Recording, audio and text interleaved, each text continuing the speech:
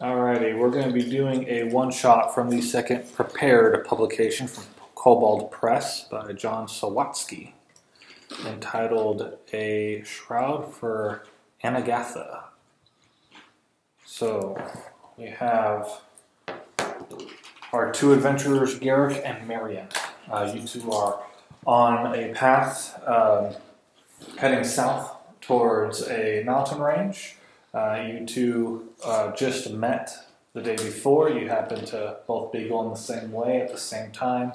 Didn't instantly hate each other. So you've been traveling along. So you don't know each other too well, but you have a little bit of a rapport. Say again, we're heading south towards... Some mountains. Some mountains. Yes, okay. Some mountains. That's just what's in front of you. You both have other places to be, and eventually we'll branch off of this path. But for now... your lives are taking you that way. As you break at noontime for a quick bite to eat on the side of the road, you hear some yelling, shouting, and sounds of battle coming from the other side of a hill not far from you. What do you want to do? So we're just walking along over here, sounds of battle. Yep. Not far. Not far. You guys can keep going. You can check it out. You can. I'm not leading you in any sort of way. I want to make that clear. However you guys want to take it. When you say battle, you mean like it sounds like two armies, or? I'm sorry. Yes. No, it sounds like two groups of people fighting, not necessarily large armies, but more than just a duel.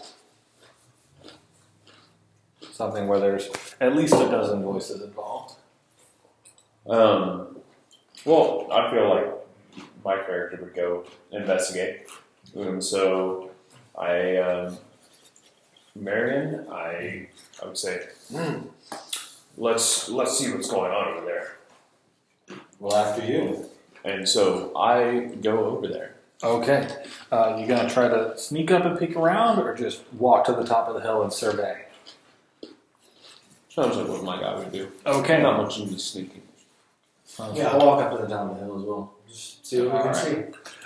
Down below, maybe 60 feet from you, you see a group of 8 dwarves battling 2 hill giants, with another hill giant coming out of the woods behind them.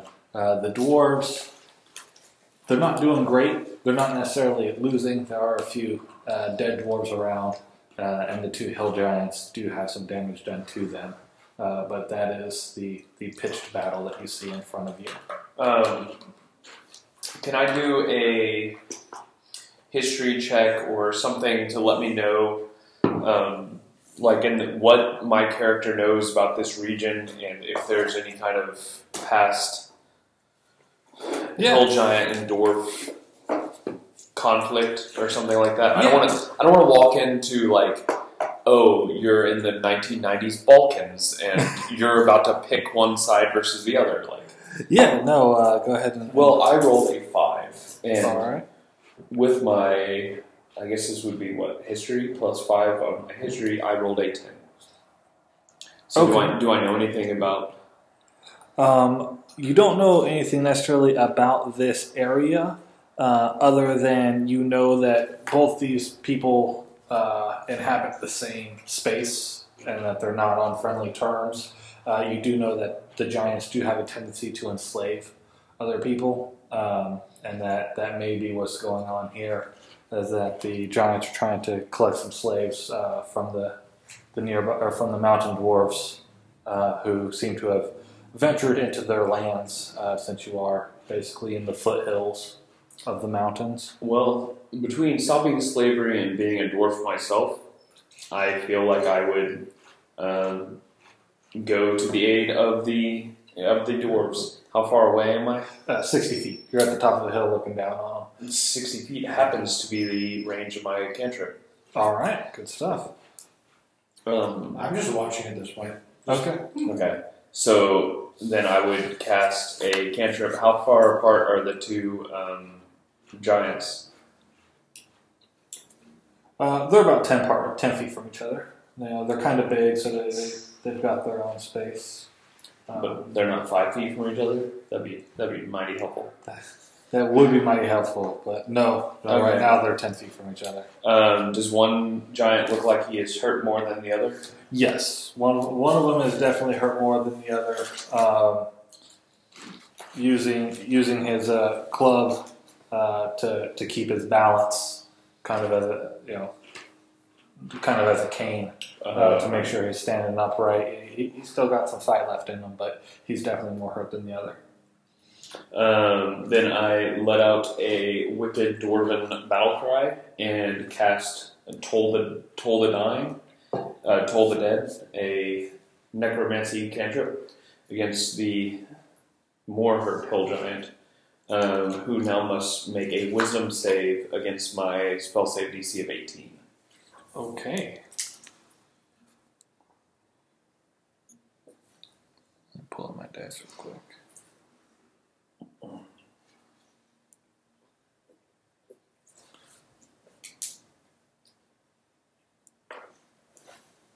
All right.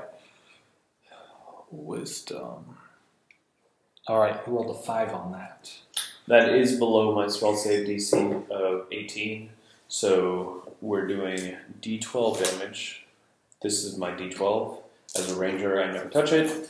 As a death cleric casting a necromancy cantrip, I now do it for 3. So 3, 12, and 8 is 23 damage. I believe that then would be my turn. All right. The hill giant lets out a yell as he is hit with this necrotic damage, and he looks about for where this came from. As none of the dwarves they've been fighting have used any magic on them. They just have their own axes, a couple swords, and a couple spears. Let's see. Just as this is going on, the other hill giant is going to continue to fight with the other dwarves in front of you guys. I'm just watching. All right.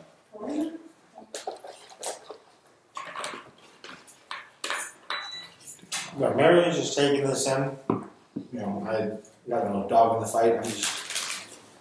I'm just kind of watching what's going on. Yeah. Just all right. No, that works. That works. It's like watching a college football bowl game when you didn't go to any of the school. In your mind, you pick a winner, but you don't really care. The Giants are cool. Yeah. The hill giant that is in decent health that's attacking the dwarves just swings his great club a couple times, knocking a few of them prone and off to the side. The hill giant coming from the woods is striding quickly towards them. He's now about 30 feet away. After this could be a short evening. Hearing his friend cry out or his companion cry out, the other hill giant doesn't make any moves to help him, though. They're basically acting as kind of a pincer movement on the group of dwarves in front of them. So the dwarf that is more damaged, he's going to do a little perception check and see if he sees you. Do a DC. Now, I did say, if it matters when you're setting your DC on this, that I Gave let out out a battle cry and was running full speed, all 25 feet of my dwarven movement. Yeah. Let's see. Where's my... No, I said a DC of 10 for it, but yeah, he has an 8 with a minus. So he doesn't see you, and he just takes his great club and also attacks some other dwarves that are in front of him. Only managing to hit one of them.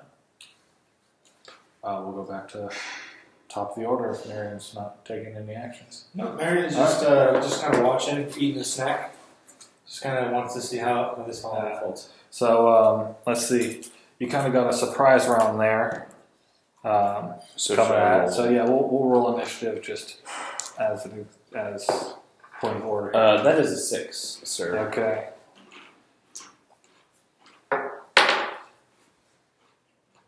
15. All right, so it's going to go Marion, Hill Giant, then Garrick for the order. So it is Marion's turn officially. Okay, Marion is going to cast mage armor Okay. on himself. I run my hands down my body. You see a shimmer of light kind of cascade from my head down to my toes. And I now have AC of 13 plus my dex modifier, which is... What is my dex modifier? Plus 2, so 15. I have an AC of 15. Okay. The duration of 8 hours.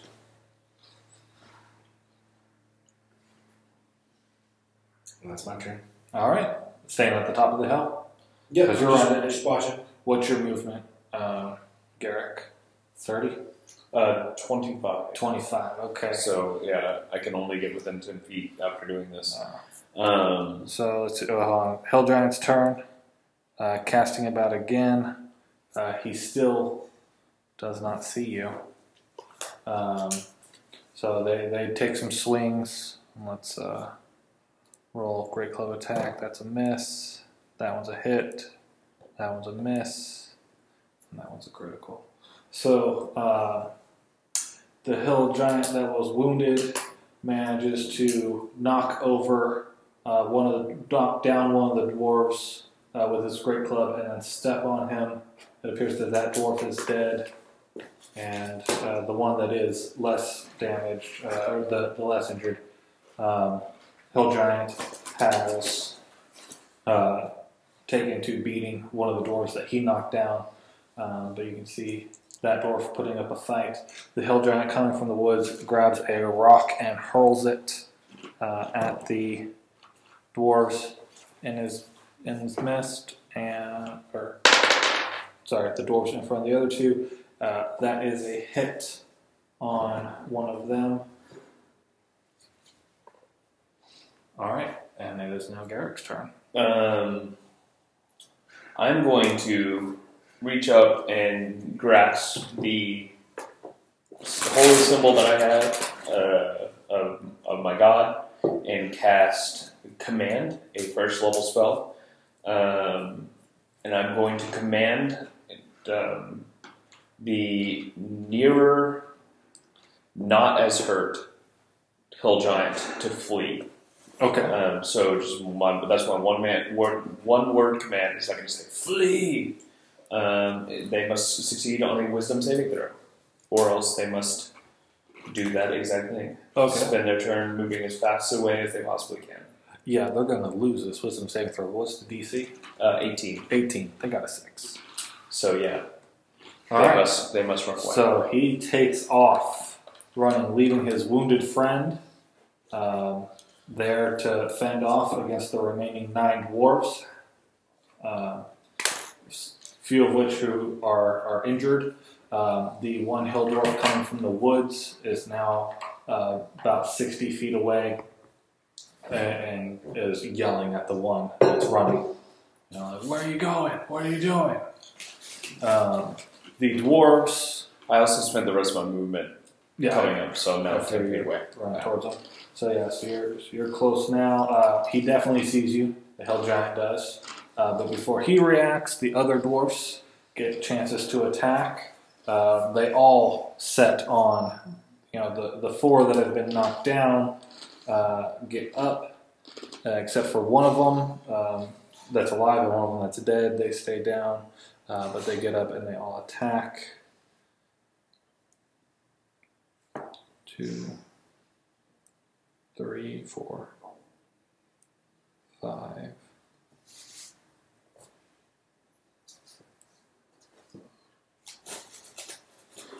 And 6. All right. And they just lay into him, hacking him up with their axes. Like I said, a couple swords, a couple spears. And that hill giant is dead. They all turn towards the one still striding to him, having seen that one friend has fled, and one other giant has fled and one other giant has died. He decides to turn around and head for the woods as quick as he can, which is a speed of 40. He was 30 feet away, so he's now moved to 70 feet away and going to take cover in some trees, which would take him another turn to get to. I don't know if you have anything that'll reach that far to stop him. As far as stopping him, no, but I can. Whose turn is it? It's actually Marion's turn. Back to the top of the order. Okay. So I'm going to. Let's see here. What am I going to do? Cast minor illusion, cast minor illusion, which is a cantrip. Okay. And seeing the one giant that's running off, I'm gonna. The one not under his spell. The one heading towards the woods. Yes. Because the one that's fleeing just kind of went straight ahead. He's heading away from everything. Yeah. I cast minor illusion, and I raise my hands, and I make this loud, booming, thundering sound erupt, and all the doors everybody that would be within range, or the range is 30 feet, but so I can make it as loud as a scream. But so I'm making this loud, thundering, booming sound as if I'm doing something, and I'm projecting myself, at this giant that's running away, and I say, "Don't you mess with my friends, these dwarves again!" When I'm making this thunderous sound. All right, that's it. He continues on. He's running. He's now made it to the edge of the woods. How far away is he from me? So that puts. Or actually, no. He already took his 40 feet. So it's your turn. He's 70 feet away from you. You know what? I do it. So I take 10 feet closer so that I'm within 60 feet and blast a Sacred Flame cantrip just as he leaves. Okay. So dex save for him. All right. He rolled a 1. Yeah, he fails the dex save. So 3d8 is 7, 5. So what is that? 14 plus 19. 5 is 19. All right. Or do you want to add any flavor, or do you want me to do it? Oh, is he dead? No. Just as far as how it looked, Sacred Flame, because fire comes out, right? Yeah. So it says fire. I suppose so. It doesn't describe it. So yeah, I'm going to go ahead and say that it's like a black flame. Okay. So I'm a death domain cleric. So I would assume that it's a black flame. All right.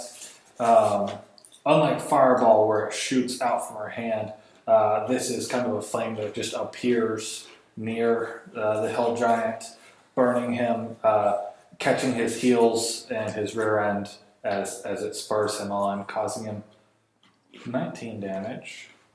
What was that? What was that? 86.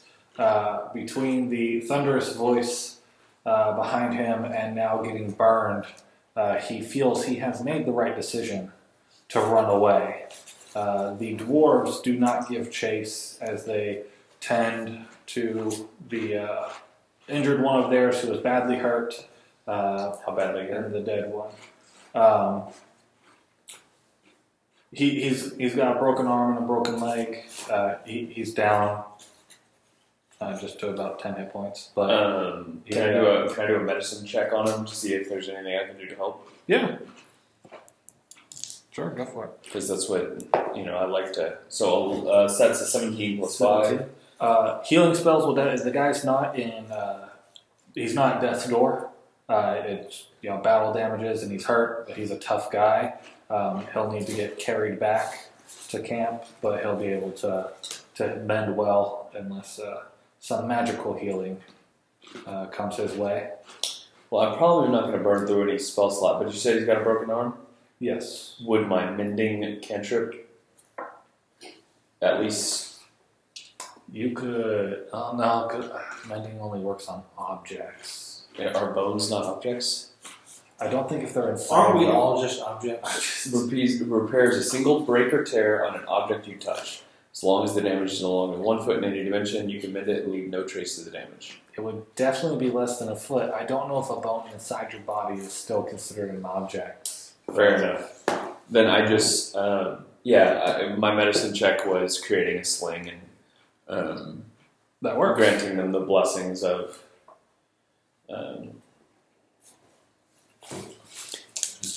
Kalambor. Yeah. So I guess I asked them, how they're doing. One of the dwarfs steps forward. You get the sense that she is the leader of the group. She says, "Thank you for your help. We've been chasing these hill giants all day. They came to our mountain and attacked, trying to steal some miners to have as slaves. And we were chasing them off. And once we got closer to the woods, they got the advantage on us. So thank you for showing up. I don't know if you have any other plans, but we're gonna head back to our mountain keep if you need a place to stay for the night. It's just about half a day's journey from here. It's up to you guys on whether you need to take them up on that." So yeah, I think that sounds good. I haven't had good dwarven ale and Let's do a perception check too from both you guys. Insight. Insight. Insight's actually a better one. 10 plus 10 is 20. It's a good number. 20 plus 20 is 40. 20. So insight.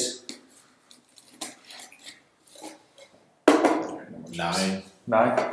All right. You're a little bit more oblivious, but you definitely pick up on the idea that magic, while it's not something that these people have never seen, this is the most up close that they've gotten to see magic. And you do recall that none of them used any magic during this fight. So just get the idea that it's not necessarily commonplace for them. Okay. They're not worshiping you. Dermatology is. No, I have minor illusions. There you go. We're set. I think clerics are the ones with thaumaturgy. I think everybody else has something else. Okay. Yeah. But anyways. I don't have it. Anyways. Okay. Are you going to take them up on the offer, Marion? For the sake of playing, That's up to you. totally okay. Like on a less than one shot, and maybe more a little bit. What would my character do on this? You want to go talk to these dudes? I'm just along for the ride. I'm happy to. All right. So yes, I declare that I haven't had a good dwarven ale in far too long. Well, we've got some of that, and they strike off, heading south, going back to the road, then heading south, same direction you guys actually were. It does take you till evening tide to get to their home. During that time, you have some of a discussion for them. You realize that they call their people the unmoved, and that their leader is a chief, a female named Aganatha, who has been in charge for quite a while, including as long as some of these dwarves have been alive. So then as we're walking back, I just ask, have y'all been having many problems with these giants? Not too much, just every now and then. They think they can take some of our people to be their slaves. It's been going on for hundreds of years, but sometimes we win. Usually we win. We don't talk about the losses.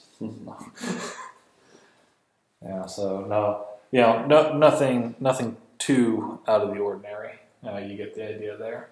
Okay. They're just kind of part of the guard. This is their job to make sure people stay safe. Any questions you have for them before you guys get there? All right. They take you up a path to the side of one of the mountains. Not fully on the side. It's not far from the beaten road, but it is direct, out of direct view from the street. Powerful columns rise from a stone floor, you pass kind of through the mouth of the cave, I'll put it that way.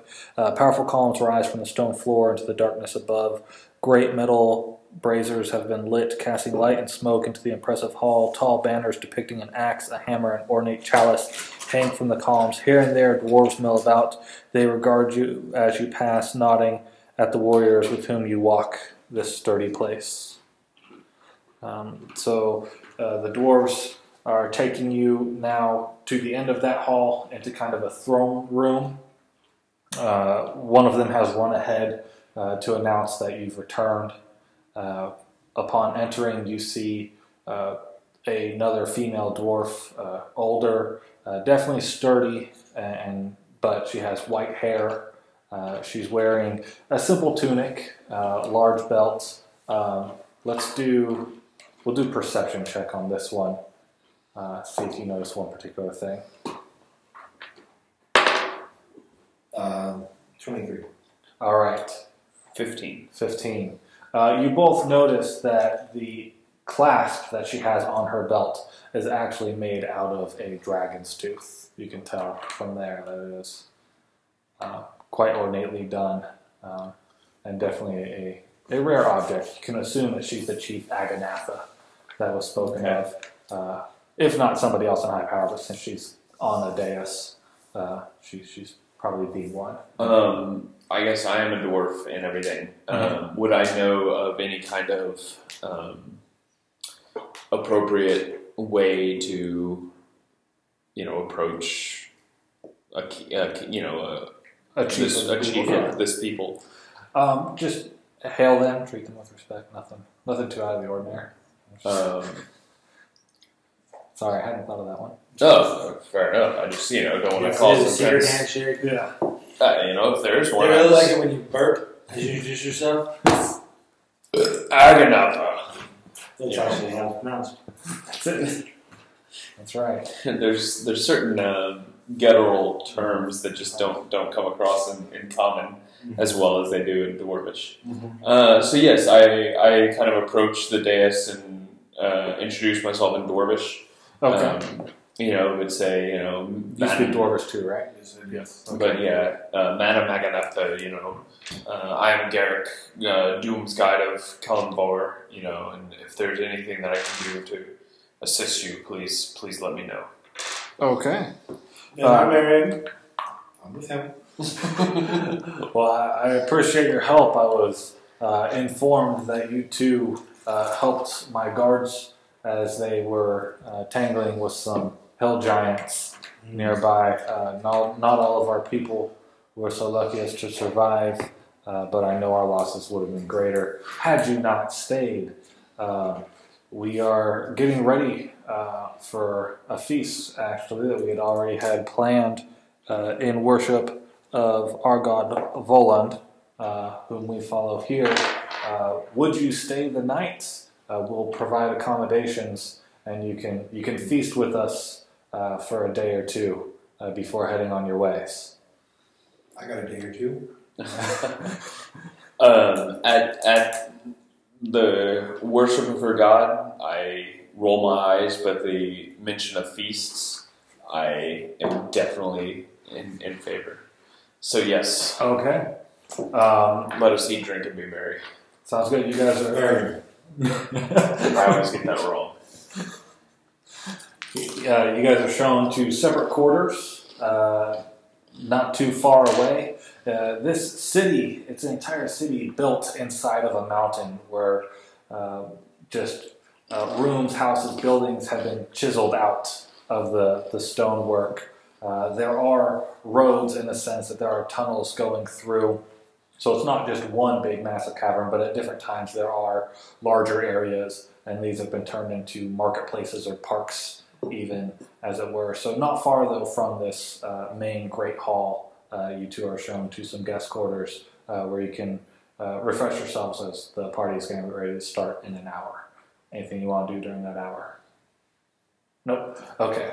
You guys go to the feast. You're seated at the warrior's table alongside the guards that you had helped.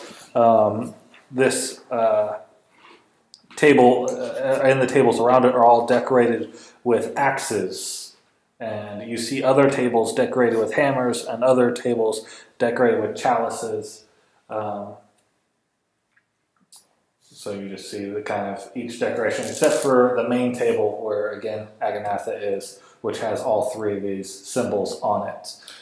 There's lots of food, lots of drinks, lots of dancing, storytelling. Can I roll religion and know what I would know about this god in this particular celebration? Sure. Well, that was not very good. That is a 9. That is a 9. Okay, so here's what I would know as well. Sure. I got a 5. Okay. Let's see.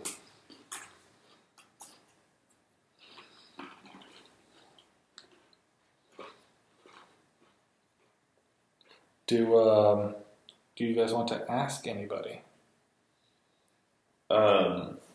Yeah, if I don't know anything. Yeah, you guys don't have too much knowledge on Voland other than you know that it's a god, it's a he god, it's a male, and it's not uncommon for dwarves to at least have some relationship with Voland as well. I'll give you, since you got a 9, you know that he is a smithing related god.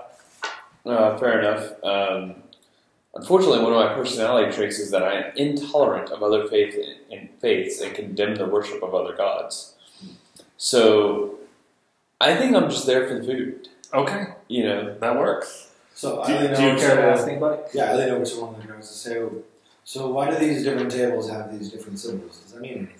Oh yes, our people, the unmoved, separated into 3 groups basically to keep our society running. We have our warrior class. That's our table here with the axes. Over there with the hammers, those are the miners and the smiths, the makers of everything. And then those with the chalices, those are our merchant class and the lawmakers and kind of the silver workers. And so we've just kind of separated based upon our jobs.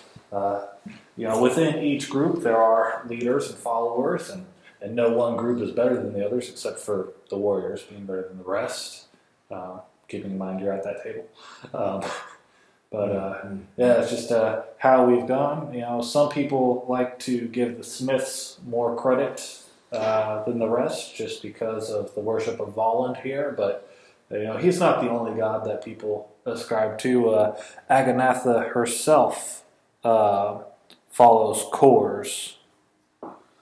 I say, well, what is this? And I cast prestidigitation on the table. I say, look, looks like there's a chalice on this table here. There's like you switch one of the hammers to a chalice. Yeah. Yeah. I wholeheartedly approve. It's not too far in the party, so he's not too inebriated yet. But he makes a swipe at it. I mean, it's just a mark on the table. So. He's,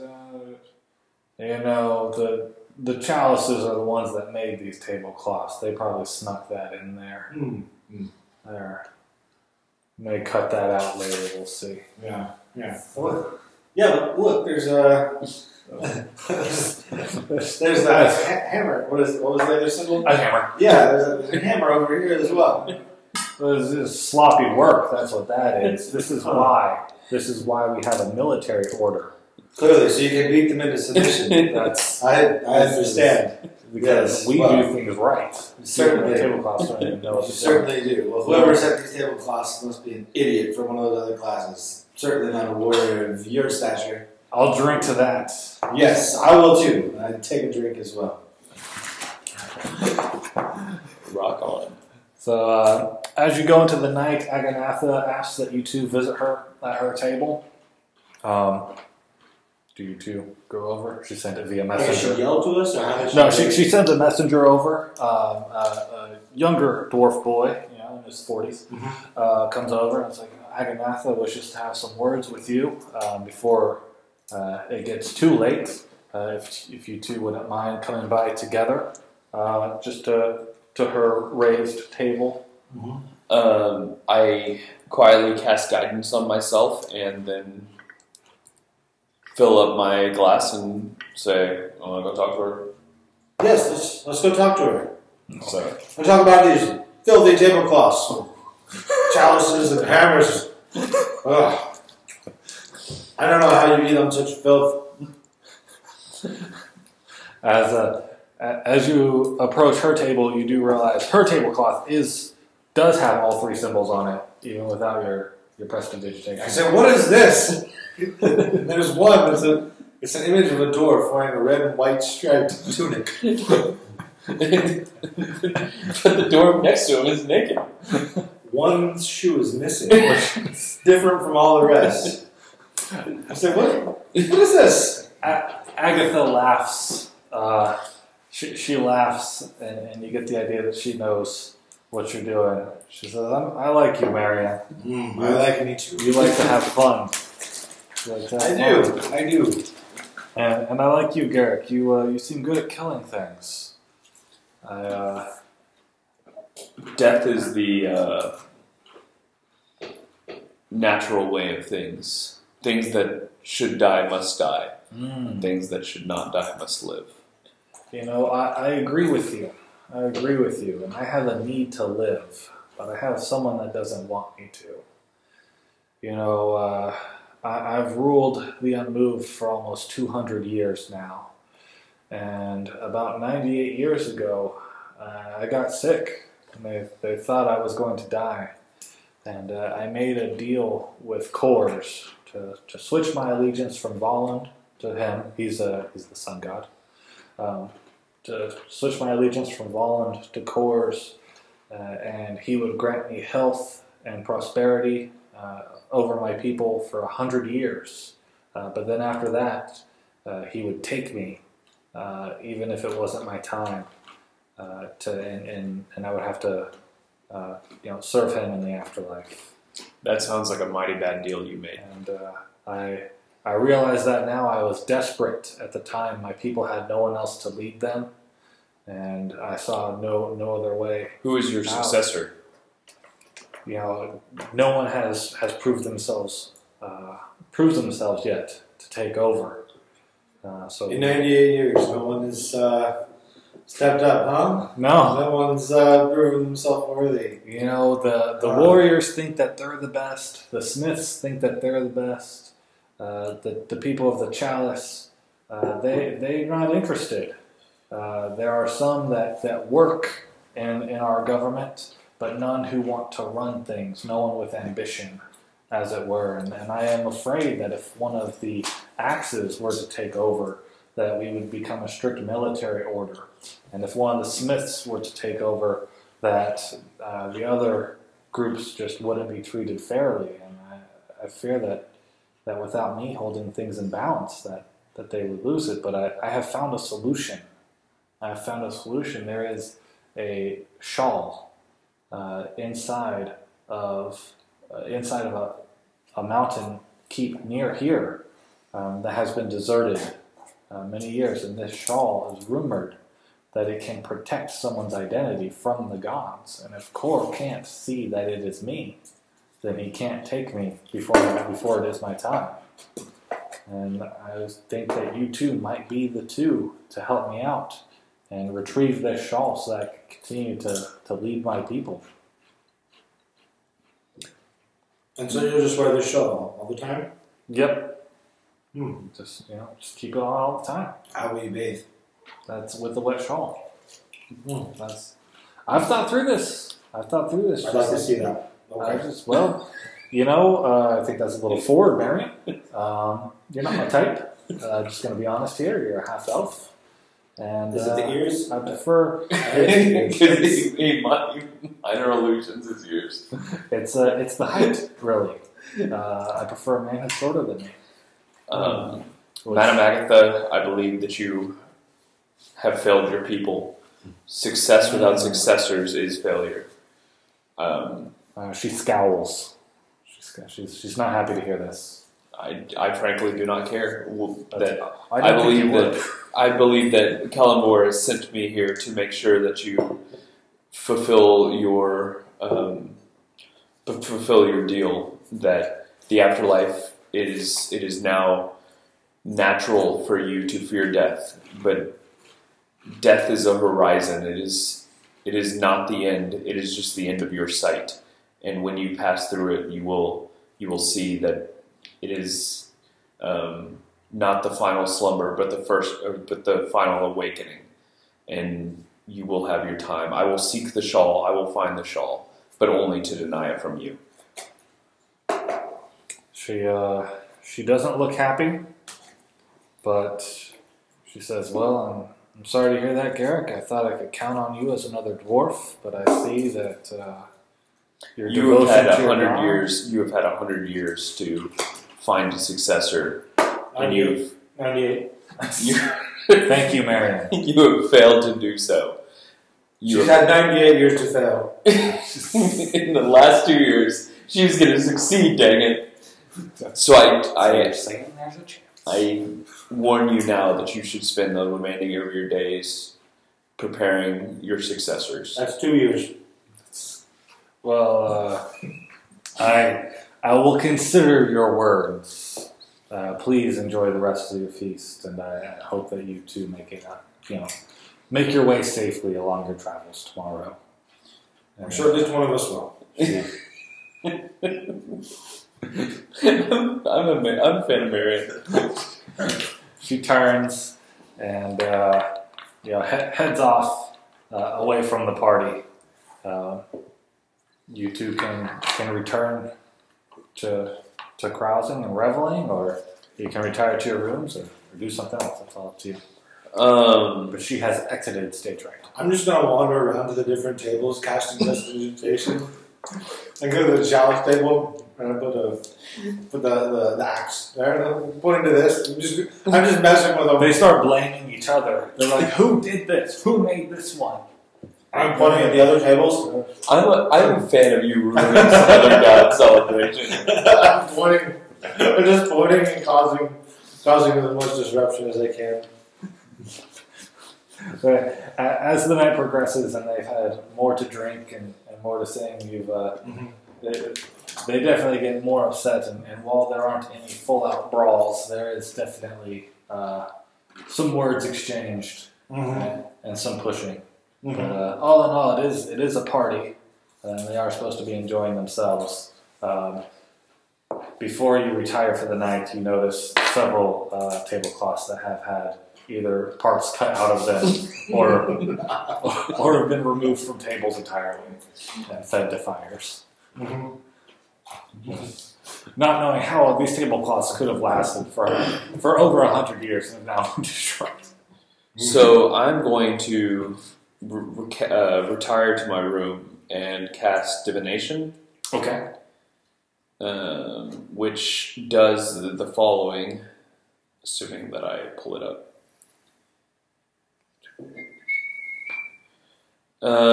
Your magic and offering put you in contact with a god or a god servant. You ask a single question concerning a specific goal, event, or activity to return within the next 7 days. The DM offers a truthful reply. The reply might be a short phrase, a cryptic rhyme, or an omen.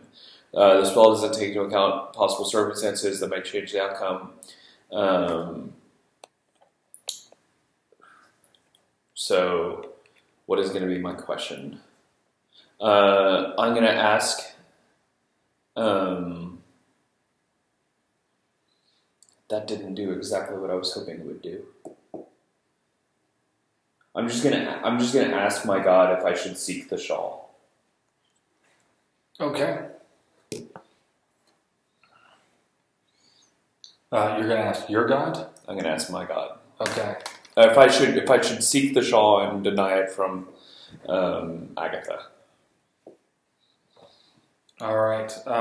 You don't have to do any checks or anything, right? No, it doesn't say anything about that. All right. So as hold on. Let's say exactly what is. The DM makes this roll in secret, but what roll?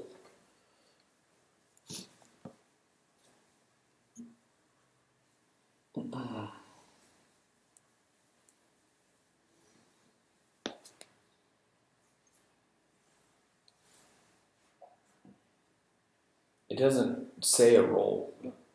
Usually It's a ritual. So it says, your magic and offering put you in contact with a god and a god servants. You can ask a question, the GM gives a truthful reply. What's the spell called? Divination. I'll look at the what the book If you said. cast the spell 2 or more times before finishing your next rest, there's a cumulative 25% chance for each casting. After the first, you get a random reading. Okay, That's so the spell. That's what the roll there's is. a 2. So I only get a 25% chance of this succeeding. But the DM makes the roll After the secret. first. After the first. time. So the first time it succeeds. Yeah. Okay. So your question is, should you seek it and keep it from Agatha? Correct. All right. You hear, or Aganatha, sorry. You hear just in your head, from within your own being, you hear a resounding one-word answer: yes. What was the question? Should I seek the shawl, which gives us a reason for playing tonight, but keep it from Aganatha, which would then hasten her to the end that she deserves. So that's good enough for me. So I would ask my traveling companion if he would join me in seeking the shawl. Yeah. Yeah. I've I've got nothing better to do with my time. All right, so I guess return to Aganatha and ask her for directions. Yeah. Yeah, definitely tell her what you're going to do with it, too. She loved you. But otherwise, she won't get it at all. She needs this thing, and her best chance is for us to get it. So I asked Aganatha, so what exactly does the shawl look like? Well, first you gotta go to her and find her. I go to where I find her. I just want to make it clear, she wasn't there in your room. We were having this conversation. I cast my ritual divination spell, asking my god. Who are? I said she walked away from the hall. You said you went to I her cast room. Minor Illusion, so it looks like he's sleeping. No one knows what he's doing. So is this next day? Okay, so we have a long rest. The next morning, yeah, go with the long rest. Long rest, okay, alright. The next, I could have done so many things. I know. Well, me too. the next morning, you ask where Aganatha is. Another dwarven boy has been sent to your rooms to make sure all your needs are attended to, and that you guys are fully provisioned before you I said, head my out. feet are so sore. I need a massage. Have you heard of massages? in your clan? I cast mending on your feet. I've come with a massage from Aganatha for you. Thinking that it is just your dialect. He says, I have come with a massage for you. From Aganatha. She wishes you would reconsider. She offers you a home here, property within the land of the unmoved, as well as gold, 1,000 gold pieces for each of you, should you bring her the shawl. And as well as the right to keep anything that you find along the way of value in the old dwarven armory where this has been lost. As he's talking, I'm just taking off my shoes. Leaning back slowly. Why did I take the boots of Minor Pebble? That was an awful magic item. He was confused by your elvish customs. So he takes off his own feet. Good. I wiggle my toes. Taking off his own shoes, he begins to match your actions. Just as he continues to speak, he says, we've already lost 2 search parties of dwarves searching for this. Aganatha will be sending out another one after the festival is complete. I cough and motion down to my feet again. I kind of wiggle a little bit. Yes, those are fine feet you have. Much longer and slenderer than my own. Yes, but they're so sore. Oh, if you were staying longer, we have foot baths that might be beneficial to you. I get disappointed. He's obviously not getting it. I just roll my eyes. I stop paying attention. All right. He, seeing that you've now checked out mentally, he steps away outside, conveys the same message over to you, and is waiting outside with another messenger boy, waiting for you guys to leave your rooms. Are you going to Aganatha? Yes. All right. Roll me a quick perception check. It's 13. 13. As you're walking away, you hear him tell his companion, I think he wanted me to rub his feet. He did! I whispered. Did you hear that? You two approach Aganatha. She says, "Oh, have you reconsidered? Have you reconsidered and decided to take my offer?" We will seek the shawl. So what does the shawl look like? The shawl, it's large like a blanket, but thin and has the outline of a person in distress on it. It is held in an old armory on the mountain next to ours, but that mountain is ruled by ogres. We don't venture there as long as we don't bother them, they don't bother us. But every party that we have sent has not returned. We can only assume that they have died. What kind of parties have you sent? Disco party, a pool party. We sent groups. Our first one was a group of 10 dwarves. The second one was a group of 15. Mm-hmm. It was just 2 months ago that I learned of the shawl from a traveling witch. Mm-hmm. She herself was looking for it and went with the first party, but none returned. We had watchers looking for them. They never left the mountain, so we're sure that she did not steal it. The second group again did not return. After Valen's feast here, we'll be sending a third party this time, sending 30 dwarfs. Yes, well, you definitely don't want to send too many, so maybe just the two of us could do it, all by ourselves. You bested the hill giants that my dwarven guard was having trouble with. That is true. I did defeat them. So I guess we can do this favor for you as well. It also might be easier for two well-skilled traveling companions to slip through the ogre's ranks than it is for 10 or more dwarves. Well skilled, but my feet are so sore. Oh, I sit down and just lift my feet up, kind of flex with the ankles, kind of circular motion with them. Agatha picks up on what you're saying, motions to the companion next to her, who then motions to the person next to her, who motions to the person next to him, who motions to the person next to him, who turns, then realizes there is nobody else left, and walks over to you and is like, so,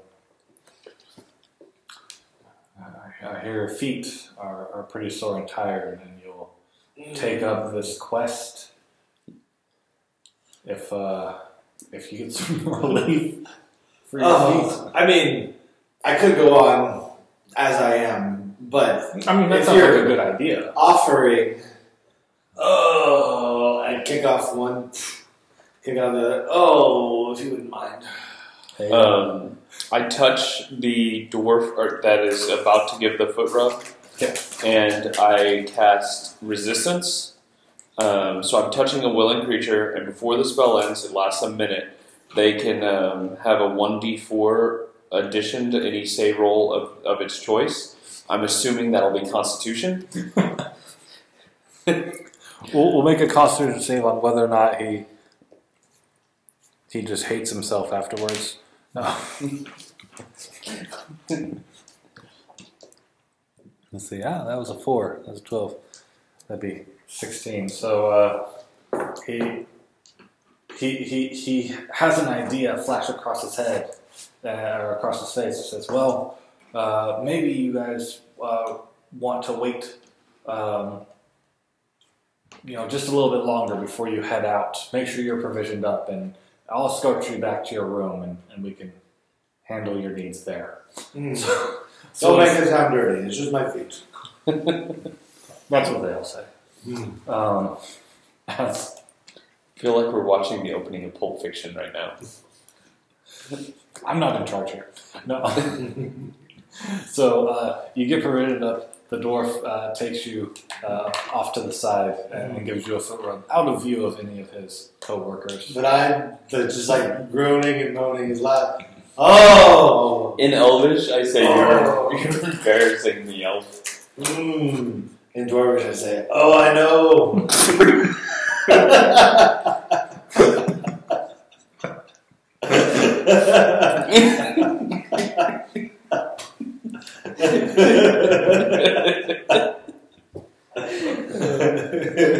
It's good times right there.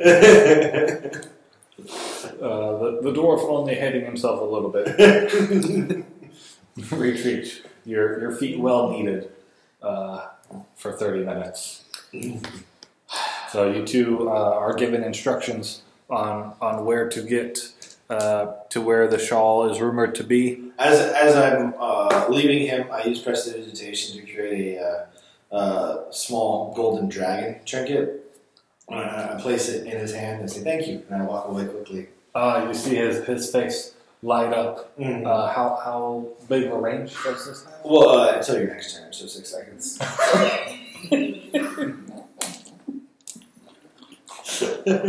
As the door closes behind you, you hear a string of swear words in Dwarvish, which I cannot repeat here for, Can we my just own stay moral here? reasons.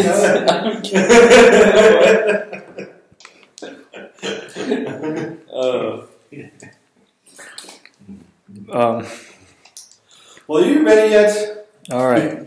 I'm the one holding it back. You guys have a full day's travel ahead across rocky terrain to get to where you need to be. As you're traveling, there is a... Let me see if this happens. There is a random encounter. I'm going to go fill it with water. Yes. A storm comes, just a thunder and lightning. Would you be able to fill up 2 bottles, Senor? Yep, let's do all of them. We're going to do all of them. Do you want to pause your video, or do you just want to let it happen? Intermission. It's really just edit it. We'll be back.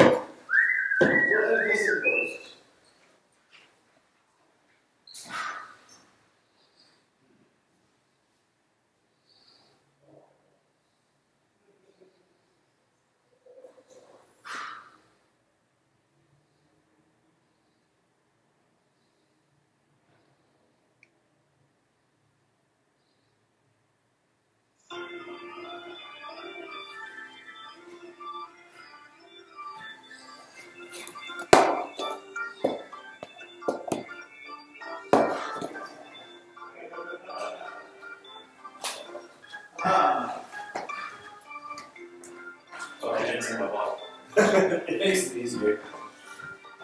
You got it? I do. Okay.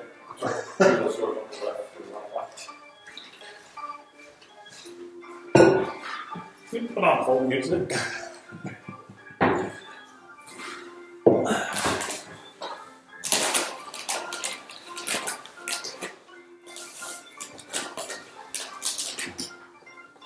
See, some of these have no salt, and some have like a ton of salt.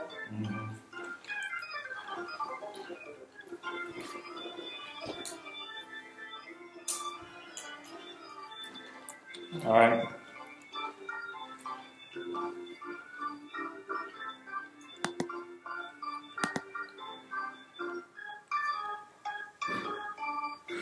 Just so we know it's 11 o'clock. Alright. So I'm going to kill whatever it is fast.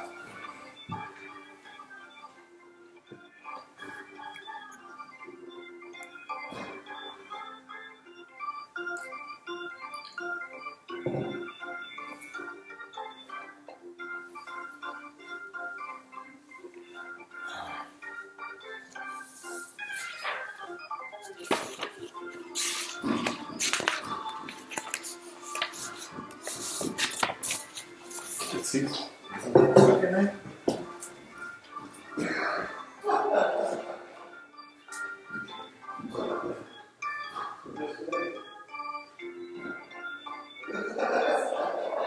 Very serious.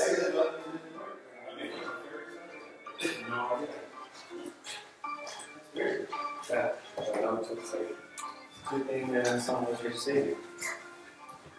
Well, How can they do that? You can't get locked into a room like that. yes, well, It's not safe. say something was broken, and I left my cell phone for the very important copyright infringement.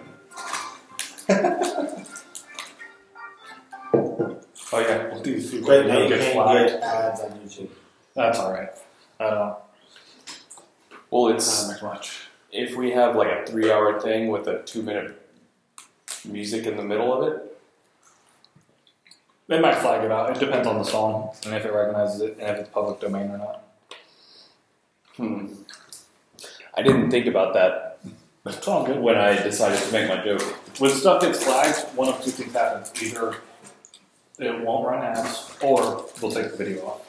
But Great. Now no one will see this. This is true. it's quite all right. It's quite all right. All right. Thunder and lightning are coming down. You guys know that you're not too far from where you're heading to, but unfortunately, the darkness that has swept over the mountainside and the thunder around you has masked the appearance of a boulette. Are you guys familiar with those? Something. No. 9 plus, I'm guessing, nature maybe? Plus 0, so What's it 9. plus?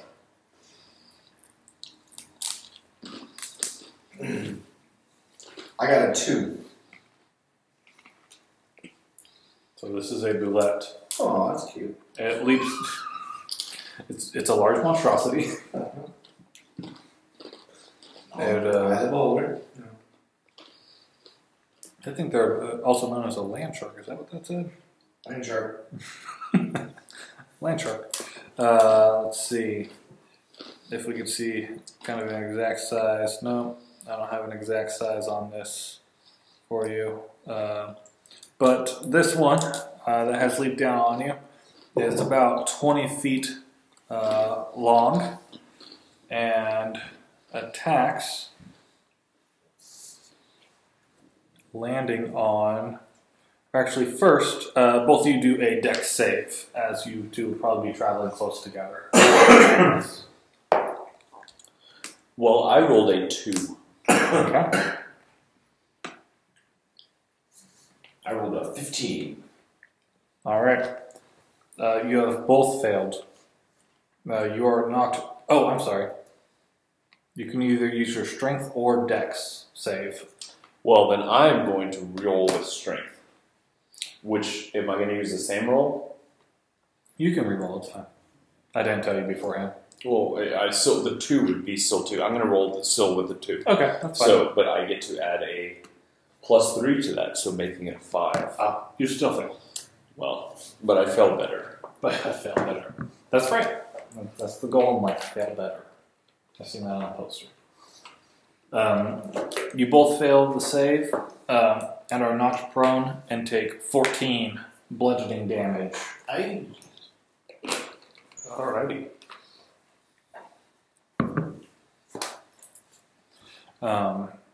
Let's roll initiative so we get an order on this. I have a 6er. I got a 16. I got a 16 too. We'll let you go first though. So it's going to be Marion, Brulette, Garrick. All right. Order. So Marion, you are prone, and there is a monstrosity in front of you. How far is he? Like he is right in front of you. Like he just knocked you over by jumping down on top of you from above. Ooh. Okay. Let's put it this way: you can tell it's a he. Okay. That's how close he is. Okay. So there we go. Okay. I'm going to cast Mage Armor on myself. Okay. again, run my hand from head to toe. Shimmer, shines across my body. AC of 15, and then I'm going to stand up. And are there any trees or anything that I can? There's just rocks on either side of you on this path. Okay. Nothing that can give you full cover, though. We'll say there's an outcropping a little bit up and to your left that would be able to give you partial cover, but unfortunately that is on the other side of the boulette. These rocks, like how big are they? It's some boulders that are about 4 feet tall. Okay, I'm gonna go run behind one and tell me, can I use? I will feature. You'll provoke an opportunity attack because you have to move through that creature's space to get to it. It's on the other side of the boulette. Oh, it is. Yeah. Okay. Then I'm just gonna run away from it 15 feet, using the rest of my. If I back up 15 feet, is there anything that I can hide from, or hide behind, or get behind? Behind you, behind you there is an outcropping that you can reach where that will give you partial cover. Okay, can I use Mask of the Wild? You can attempt to hide even when you're only lightly obscured by foliage, heavy rain, falling snow, mist, and other natural phenomena. Do you have to make a roll for that? I would assume stealth roll. Yeah, we'll do a stealth roll. I didn't know if it was described as anything. No. Okay, it's not described as anything. It was a 15. 15 passes. I'm invisible. All right. Boulette's not very intelligent. As you disappear, it turns its full attention on Garrick. Standing its foot down, it tries to take a bite at you with an 11 to hit. That does not hit. My armor class is 19. Now you said you're not wearing armor? I am wearing. Oh, you are wearing. Okay. I'm wearing male armor. Okay. Not female armor. She's a male dwarf. Is that right? Male armor for a male dwarf, female armor for a female dwarf. That's how it works. Mm-hmm. That's where the words come from. It bites you, but it doesn't like the taste of the metal on you and releases you without causing any damage. My new strategy will be to get bit. Bite this! Bite this! I hold my arm out directly in front of me. Just have a backup away from my It towers over you, standing, about 7 feet tall. It's definitely much taller than you, especially since you are knocked down. But that is its turn. But it is right next to me? It is now yours. Yeah, it's right in front of you.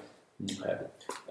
Then I will stand and I will, draw my maul and try and hit it with my maul. Okay. That is a 19 to hit. That is a hit. All right, so 2d6 plus 5 is 4, plus 2 is 6 plus 5, plus my divine strike, which is 2d8. I'm at 11 so far, if that doesn't matter. 6 and 5 is another 11, so 22 damage. And I believe that would then be my turn. All right. Marion, it's your turn. Okay. So I just imagine you with your maul uppercutting this thing right in Sounds front like of you. an excellent thing for me to do. It lets out a wail that you can't say sounds like anything else you've heard, but you can tell that it is definitely you connected and caused some pain. Fair enough. If it makes a difference, the maul damage would be bludgeoning and the divine strike damage would be radiant. It does not for this. Okay. All right. So I'm going to lean out from behind the from behind the stone, and I'm going to cast Witch Bolt Okay. I extend my hand, and a beam of crackling blue energy lances out toward a creature within range, forming a sustained arc of lightning between you and the target, making a ranged spell attack against that creature. Let's see here. On a hit, the target takes 1d12 lightning damage on each of your turns for the duration. You can use your action to deal 1d12 lightning damage to the target automatically. What type of save is it? So it's a ranged spell attack. Oh, okay. So you got it. Which would be 13. 13 is a miss. 13 is a miss. Okay. We'll say in the wind and the rain, it's hard for you to get a lock on this dark gray mass that is just surrounded by black and brown stones, shooting at a rock outcropping. You miss the beast. Hopefully you hit it next time. Let's hope. Not phased at all by not being hit, the boulette tries to take another bite at the small human in front of us, or the small creature in front of it, being the dwarf. But that is a 15 to hit. Which is so below my 19. Yeah. So it is not sure how to attack this beast that it keeps biting and being stopped by its armor. In which case, I will. It's not your turn. Yes. You know what? I'm just gonna swing my maul again. Let's just do that. 16 plus 10 is a 26 to hit. That's a hit. No, hold on. I guess that's my divine strike damage. Plus 8, plus 4, plus 6. So 22 again. Yeah. That would be my turn. All right. The monstrosity paws at the ground, not liking the fact that you're fighting back this much. Yeah, you get the feeling that it's not used to this kind of resistance. Oh, my divine strike is actually necrotic damage. It's not radiant damage. I guess for most clerics it's radiant damage, but Yeah, that makes for sense me since it's you're a death necrotic, cleric. Yeah. Marion's turn. Okay. So, leaning out again, I hold out my hand, pointing fingers at the what's it called? A boulette. Boulette, and I cast. Let's see here. How far are you from him? You're like right next to him. I guess Yeah, he's that's standing right in front of them. Okay. I'm in melee range. Kind of under his jaw, even, as he is having to strike up at it with the maul. And you are about 10 feet away behind an outcropping. Okay. I don't want to do that then. Then I'm going to. Do keep in mind that I said that it was 20 feet long. Oh, I guess that's true. I'm going to cast it. I am going to cast Fireball 20 feet away from him, so that this. Towards the time. Yeah. So it's still within the 20-foot radius. Okay. He needs to make a dexterity saving throw. Sure. Why not? And this wow. save is 17. He rolled a 17. Let's see here. I was surprised by that. Sorry, there's no modifier on that one. Boo! So he saves. Any damage on a save? Well, I can cast. I can use 3 sorcery points to give you disadvantage on your first saving throw made against the spell. Okay. So you'll do that. So I'll make a second one. Yeah. All right, and it's a 9. All right. So he fails. I cast. What was this? Fireball. Yep. Okay. One of the iconic D&D He spells. takes 8d6 fire damage. All right. Let's calculate that. Which comes out to 25. What level spell is that for you? What type of spell? What level It's spell? a I'm third guessing level. it's evocation. 3. What? 3? Alright, the beast lets out a howl as it is definitely not used to be hurting this much. It decides that these creatures in front of it aren't worth it as it starts to actually burrow into the hillside next to you, or next to it. It just turns to the side and starts to dig, throwing rocks and dirt out of its way. That's its move. To move away. It's going to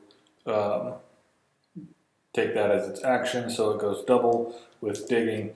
It has now made a hole 40 feet deep into the mountain, for the record. There you go. Mm-hmm. All right. Standing at the top of the hole, I assume it just dug straight down, so I'm at the top of the hole, so I'm 40 feet away. I cast Toll the Dead. So it must make a wisdom save. Okay. Okay. 10. That's a failure. So 3d12 is 12, 6, and 2. 20. So, yeah, 20. It lets out a shriek as it continues digging. Fair enough. I'm not going to jump in a hole 40 feet after this thing. Yeah, so he's down in the hole now? Or? Mhm. Okay. Yeah. Okay. No, I'm not going to do anything else to it. It's trying to get away. Alright, with one last shake, the beast has turned its hole as it turns and continues digging and is out away from you guys. Alright. And you have defeated the boulette. Alright.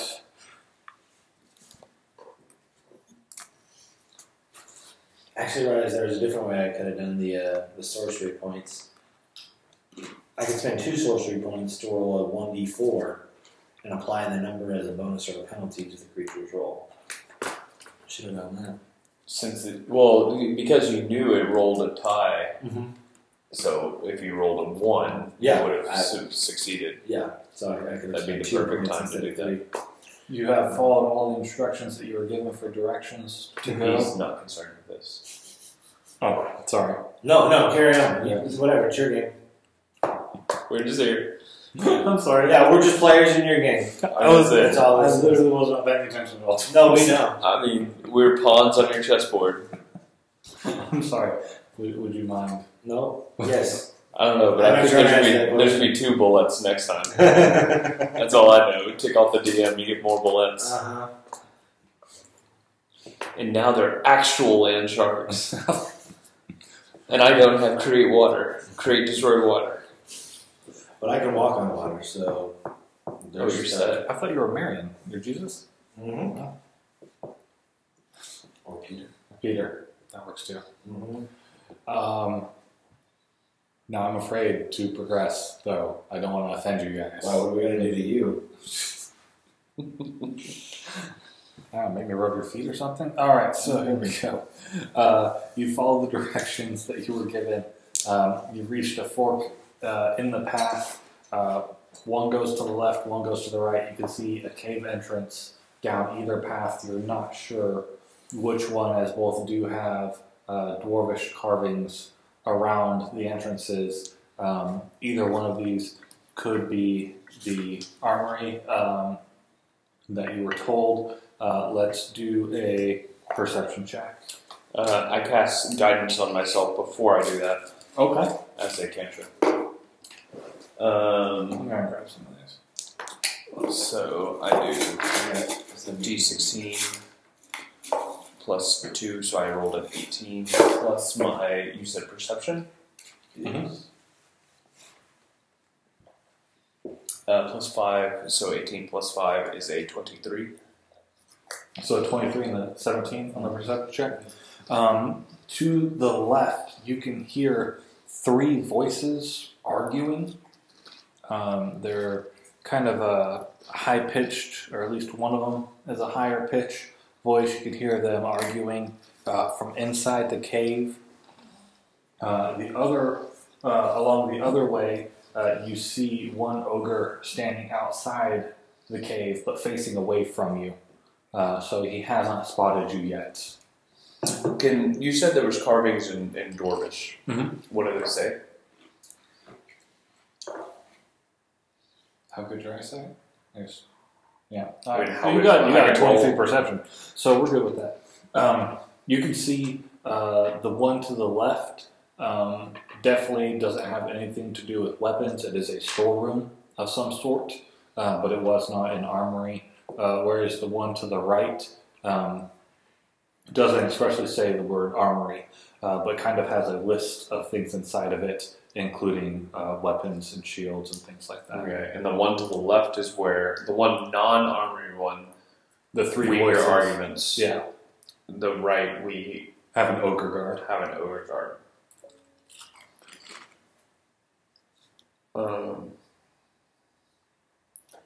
So yeah, I guess in Elvish I think the one to the right is the armory.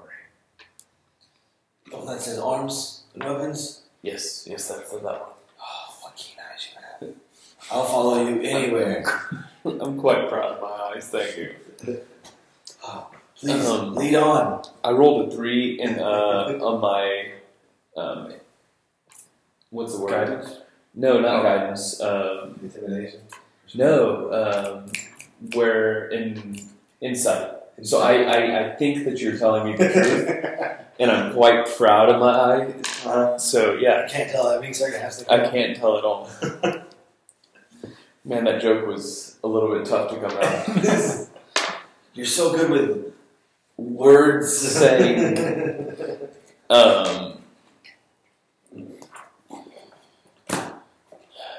So that one? You want to do that one? That's the one I want to do. Yeah, let's do that one. Okay, fair enough. Let's go to that one. With the ogre. All The right. ogre.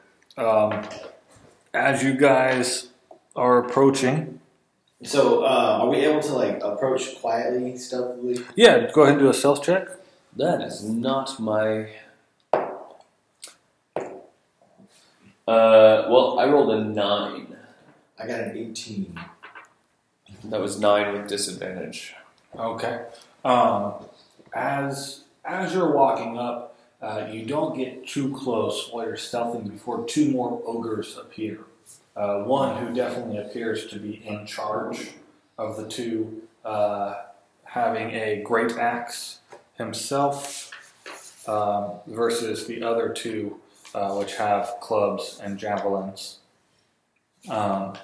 So there are now 3 ogres in front of you, but you are a good 30 feet away, and they're talking amongst themselves. They have not spotted you yet. But if you continue very well. Are there any trees or anything, bushes or anything like that? No. There's a small, not necessarily a plateau, but an area in front of the entry to the armory.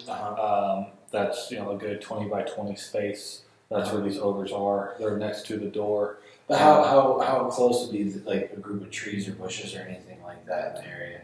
Because what I want to do there are is, ones, but they're kind of high up on this. is there you'd anything have to within scale 30 the feet sides. of us?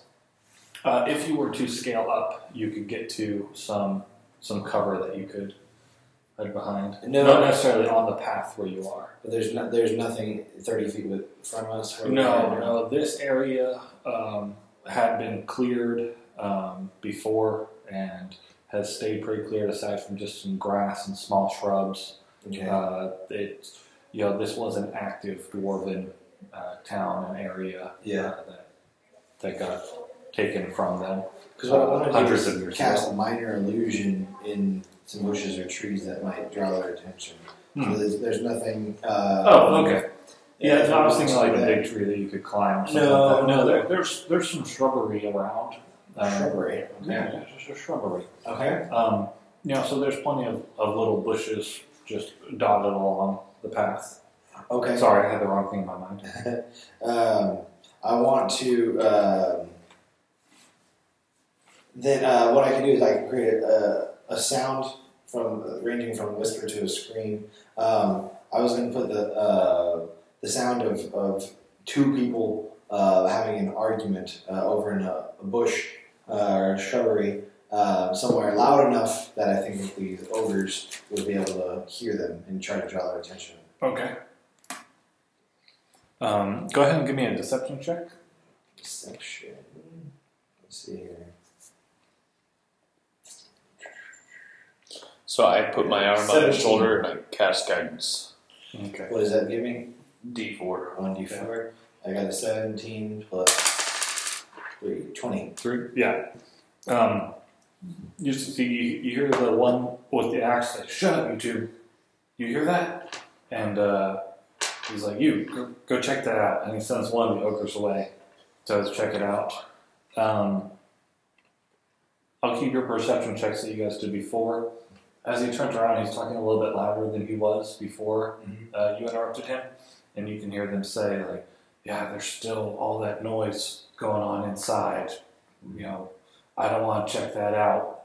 So let's just wait for everybody else to get here. It's only going to be a couple more weeks."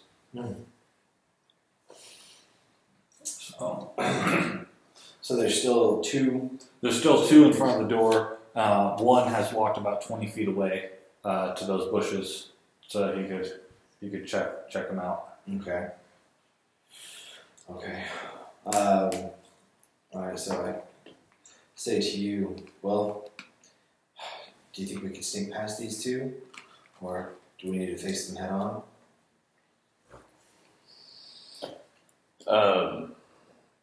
I would lean towards just facing him head on, but I'm willing to try and sneak past.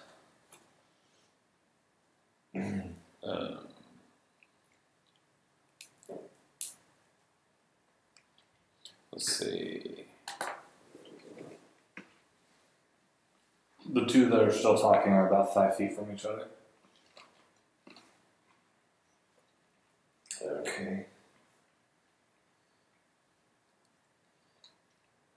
Let's see here.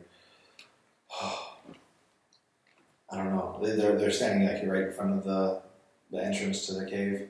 Just to the side of it, so not like right in front of you, but yeah, just to the side of it. Okay. Then I cast Silence.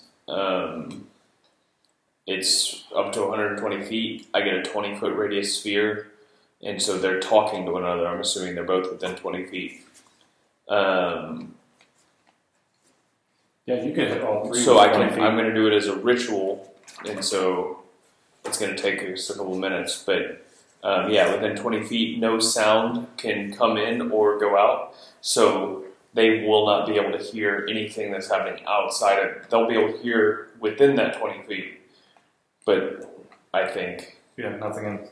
But I he says I thought it made everything quiet within that 20 feet. It says no sound can be created. Oh, no sound can be created within. So they're definitely going to know. You're right. Or pass through a 20-foot radius. Well, no sound can pass through him? Does that mean No sound can pass through, so they couldn't hear us. Yeah. But then all of a sudden, they're going to be in complete silence. They couldn't hear each other. They're having a conversation. So it didn't work exactly the way I thought it did when I thought the casting that would be a good idea. Yeah. Thought it made a bubble. Yeah. I thought it made a bubble, but it doesn't. And so that would be not as good a decision as I thought my brilliance would take us. So yeah, we can just give it a go. Let's try and sneak past. Okay. Give me some new stealth checks. You guys have come up with a plan. Okay. Is there the one that had been distracted by the bushes? Now, like, hey, there's nobody over here. What do you? Let me get his name real quick. What are you hearing, Turg? What are you doing sending me over there wasting my time? So with disadvantage and guidance, I rolled a 16. I got a 20. Natural 20? No. Okay. 16, 20. All right. They've started to bicker with each other. You can see that they're more interested in each other. They don't expect anybody to be around. So you go to sneak past. As you do, you make it almost all the way through the doorway before Turg, the leader, with the great axe, catches you and says, "What are you guys doing in there?" but he is unwilling to enter the armory to chase you down. So he doesn't chase after us? No, he just sees you after you've gone through. Just a little bit of noise that Mr. 16 did. Okay. So I say we keep going. I say we keep going. Okay. I flip the most offensive gesture a dwarf can do at them and head in. Okay, now you both have dark vision, right? Yes. Yes. All right, so inside it is basically pitch black. So for you guys, that will be dim light. Yes. Yes. So you can tell in front of you the hallway extends quite significantly. Straight ahead, there is a couple little offshoots to the side, but the main pathway is through, and you were given the information that you need to get all the way to the back storeroom of the armory to get the shawl. I'm sorry, shroud. But, yeah. Okay. So, do we see anything that would help us? Let's see. The air is stale here, and all is in ruins. These rooms and passages might have once served as living quarters for those who work the armory. A few skittering things flee from your footsteps. So there you go. Okay.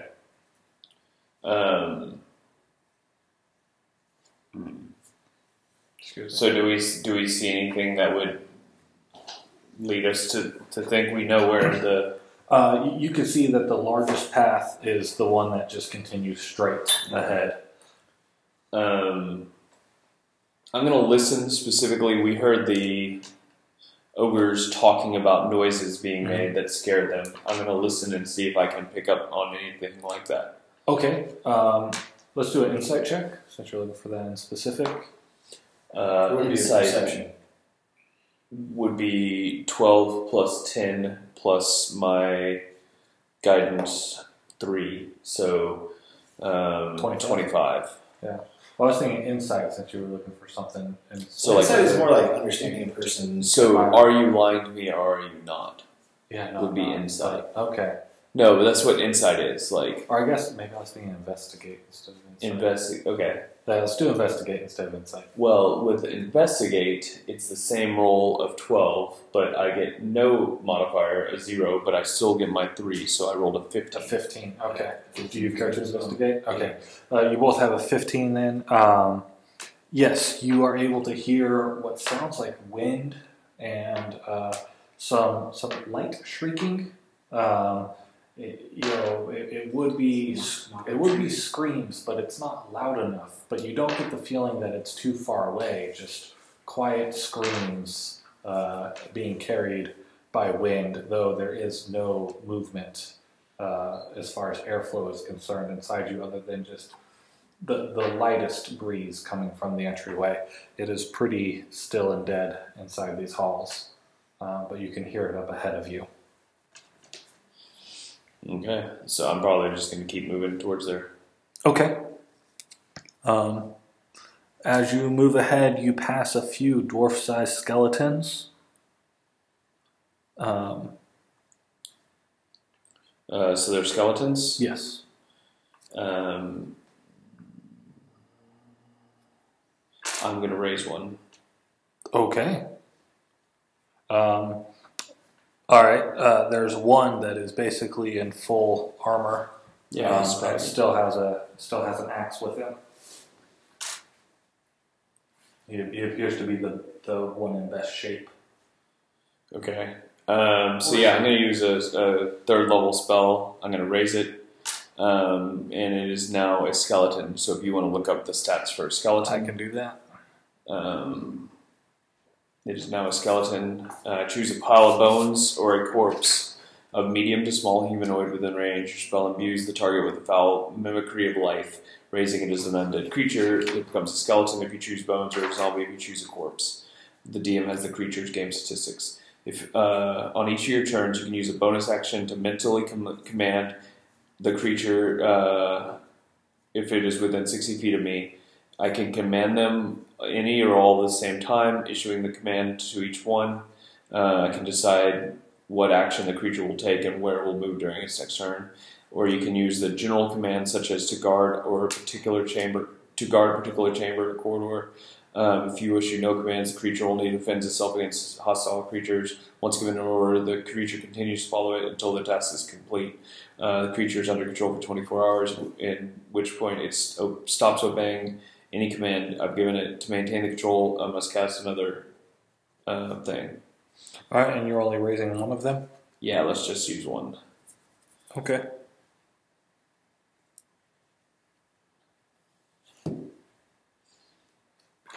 You cool with a skeleton following us around? I'm cool. So that is one of my 3rd level spell slots. I like poke my fingers in between his bones and just like filling inside there. Like, It turns its sightless eye sockets towards you. In the mental does not command I seem say upset. is follow us. It gets in line behind you. Nothing to see here. Alright. So you guys continue straight down the hallway. You get to the end. I should raise them. I've got 3. Should I raise 3? Let's do it. This is a one shot. I use all 3. Are there 3 skeletons? Yeah, there's 4. There's 4. I raised 3 of them. I use all 3 of my spell slots. what level spell is that? 3rd. I mean, skeletons aren't that strong. No, watch. I hit one of them with my quarterstaff. Falls down dead. I go, oops.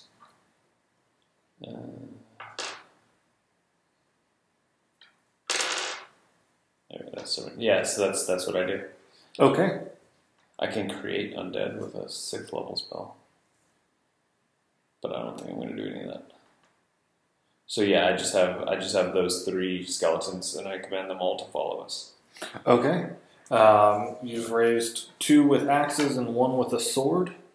You have 3 skeletons clanking behind you. They're not the quietest folk, just for the record, if you try to stealth. As you reach the end of the hall, you now see a dead end on your right.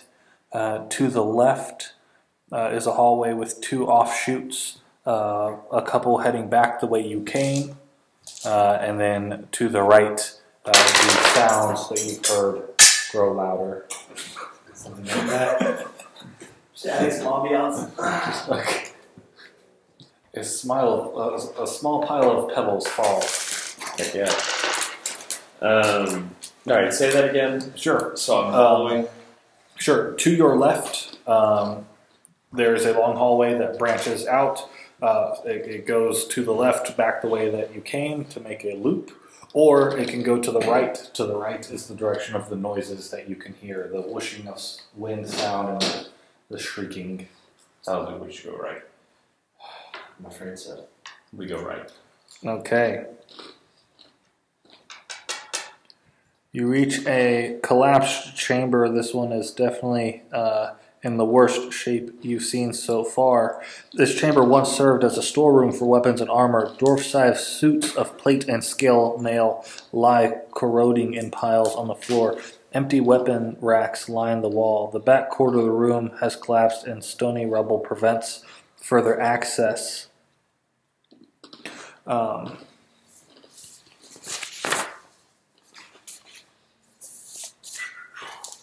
So stony rubble prevents further access. That's at the back of the room, like where there's another doorway. But there's some rubble piling it. As you are taking in the scene, 3 dwarf-shaped wraiths rise from the ground. You are able to tell as the shrieks grow louder that they were the causes of them. There are now 3 wraiths in front of you.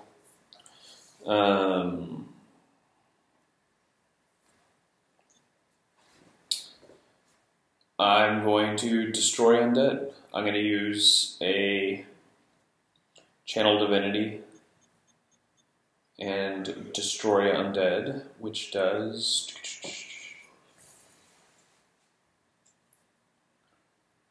Turn undead.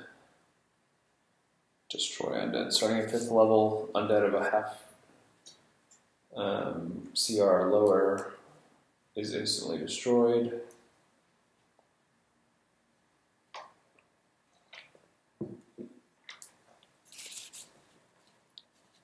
Is that all? I should know better. I haven't done undead. Fire, so it's cleric before fire.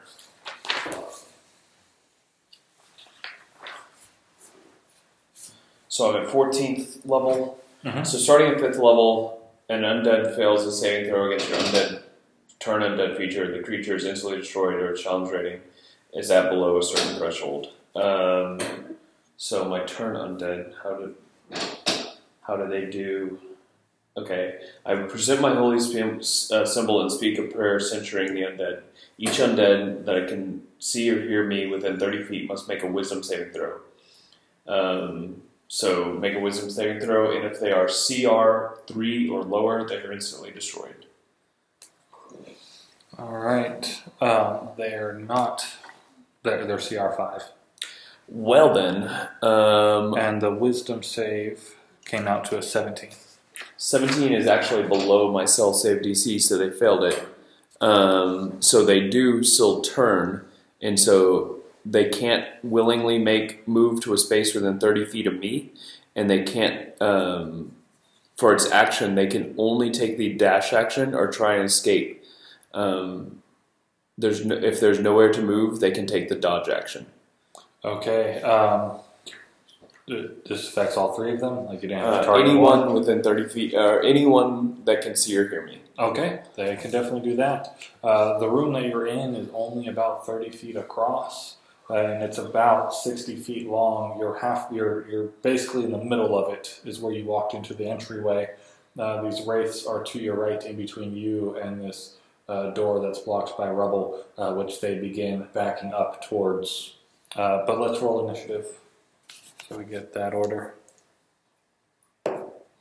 16.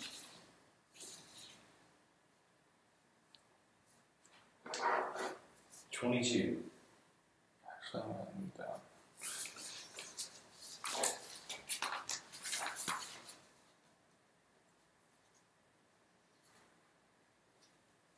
You got 60. Wow, okay. So it's going to be Marion, Garrick, Wraiths for the order. I'm going to roll for skeleton. Skeleton's rolled a 4. And then skeleton. All right. So they cannot attack you, right? Marion? They can't. Not only can they not attack me, the only action they can take is dash. Unless they can't move to get away from me, and unless they can't move any further, then they are allowed to take dodge. Well, okay. And that lasts for a minute. All right. If I'm reading it right. Yeah, no, that works. That works. All right. So they. Well, I'll give Marion a turn before the Wraiths take any action. So it's my turn? Yes. No, hold on. I'm also bringing. Would the skeletons count as well? Yes, they would be. They would be undead. They would be undead. I didn't even. Okay, so their wisdom save is a critical failure. Well, 1. So I guess they also run away from me. Okay, they begin retreating down the corridor. What about their CR? Do they get destroyed? That's where they are. They are definitely lower than a CR3. Do they get destroyed? They are. I suppose so. Actually, yeah. That was.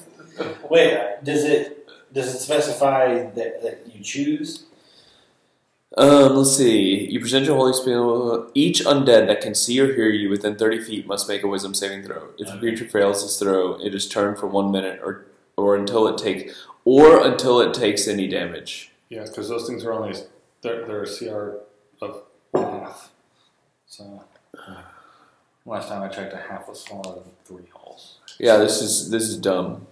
I didn't. Okay, so I should have read it. They're only turned now if they're a low level that I Do can you want destroy to them not with it. do that since it's? I didn't realize it's or until they take any damage. A failed, which I guess makes sense. Like you can't walk up there. How about this? Since the actual order should be Marion, then Garrick, then the rest, then the skeleton. We'll let Marion go first, and you can decide if you want to take that action or not. Does that sound good? Sure. I probably won't because I don't want to destroy my skeletons. That works. Okay. So yeah, At least not yet. Well, let's pretend like I didn't. You can always wait till the skeletons die and then do it. Well, before I guess the initiative or battle starts, can I say to the Wraith and Dorvish, we are not here to disturb you. We are coming only to seek a special item. Oh no, we're glad you're here. And they start to advance on you. Okay, I'll take that as a threat then. Okay, so I cast Chain Lightning. Okay. Bolt of lightning arcs toward the target of your choice you can see within range. That is a saving DC of 17. So I'm going to choose the one in the middle. Jeepers. I guess. Okay. Which type of save? It's a, let's see here, dexterity save. Okay, yeah, that's a 9. Okay, so that is a fail. So he takes 10d8 damage, which is 44 damage. Then 3 bolts leap from that target to as many as 3 other targets, each of which must be within 30 feet of the first target. The target can be a creature or any object, can be targeted by only one of the bolts. So one fizzles off, but the other 2 go to the other. All right. Other 2, they each make dexterity saving throws. Let's see, another 9 and a critical fail. Okay, so one of them It's too takes. bad critical fail saves don't work the same way as a critical hit does. That would be. So one of them takes 62 damage. Let's say the one on the left, Okay. and the other one Now, takes. they are resistant to lightning, so it's getting cut in half. I just want to let you know. This is okay. These aren't, Yeah, it's lightning damage. these aren't super wraiths. The other one is 52 damage, so 26. Yeah. Yeah, just the fact that they were still flying, I didn't want you to be like, why are these things not dead? Okay. Okay. Okay. They each let out shrieks. I'm gonna, if I'm not already, I'm gonna move myself to be behind the skeletons and my. You are not behind the skeletons, so you I move will behind move. the skeletons. Yeah, I'm gonna move some. So it is now Garrick in the lead, and it is Garrick's turn. How far are they from me? They are only about 15 feet in front of you. Okay. So then I suppose I take my 25 feet of movement, get in amongst them, and hit them with my maul, or attempt, I suppose, to hit them with my maul. Which one are you attacking? Just whatever one's closest? The one in the middle? It sounds like an excellent plan. Okay. So that will be 11 plus 10 is a 21 Yeah, to 21 hit. hits. And so that would be a D6 and a D8. So 2, 6, 2, 5. 2, 6 is 8, plus 2 is 10, plus 5 is 15. So 15 damage. Alright, and what type of damage is that? Necrotic and bludgeoning. Okay, because they are resistant to bludgeoning. That makes sense, honestly. So how much was necrotic and how much was bludgeoning? It's an excellent question. So it was 6-2. So that was and 8. they are immune to necrotic damage. No, they are not, because I'm a death cleric. Okay. And at level 10, no, at level 8, where is it? No, level 6, Inescapable Destruction. Necrotic damage dealt by the player's cleric spells and channel divinity options ignore resistance to necrotic damage to any creature. So they may be resistant to everyone else's, but not mine. Not yours. Okay. But half. So what was it? 8 of that was bludgeoning. Was bludgeoning. So, So 4 plus 8. You said it was 15, or 4 plus 7. That'd be 11. Correct. All right. And then Yeah, my one-word command would be for my bonus action, I will command the skeletons to attack. Okay. The wraiths definitely see Marion as the biggest threat, but Garrick stands between them and him. So all three are going to attack you with life drain. Since you are there, they reach out their hands. You feel a chill pass through your body as they attempt to suck the life out of you. And we have, what is that? That's an 8 to hit, a critical hit, and a 13 to hit. So only the critical hit actually does anything. So that will do 42 damage. And I need you to do a Constitution saving throw. Does it matter what type of damage it is? Oh yeah, do you have any resistances? Poison. So 13 plus a Constitute plus 3 is 16. 16. Okay, so you saved. That would be to have your max HP reduced by that amount until your next long rest. But you saved, and so you take 42 necrotic damage. All right then.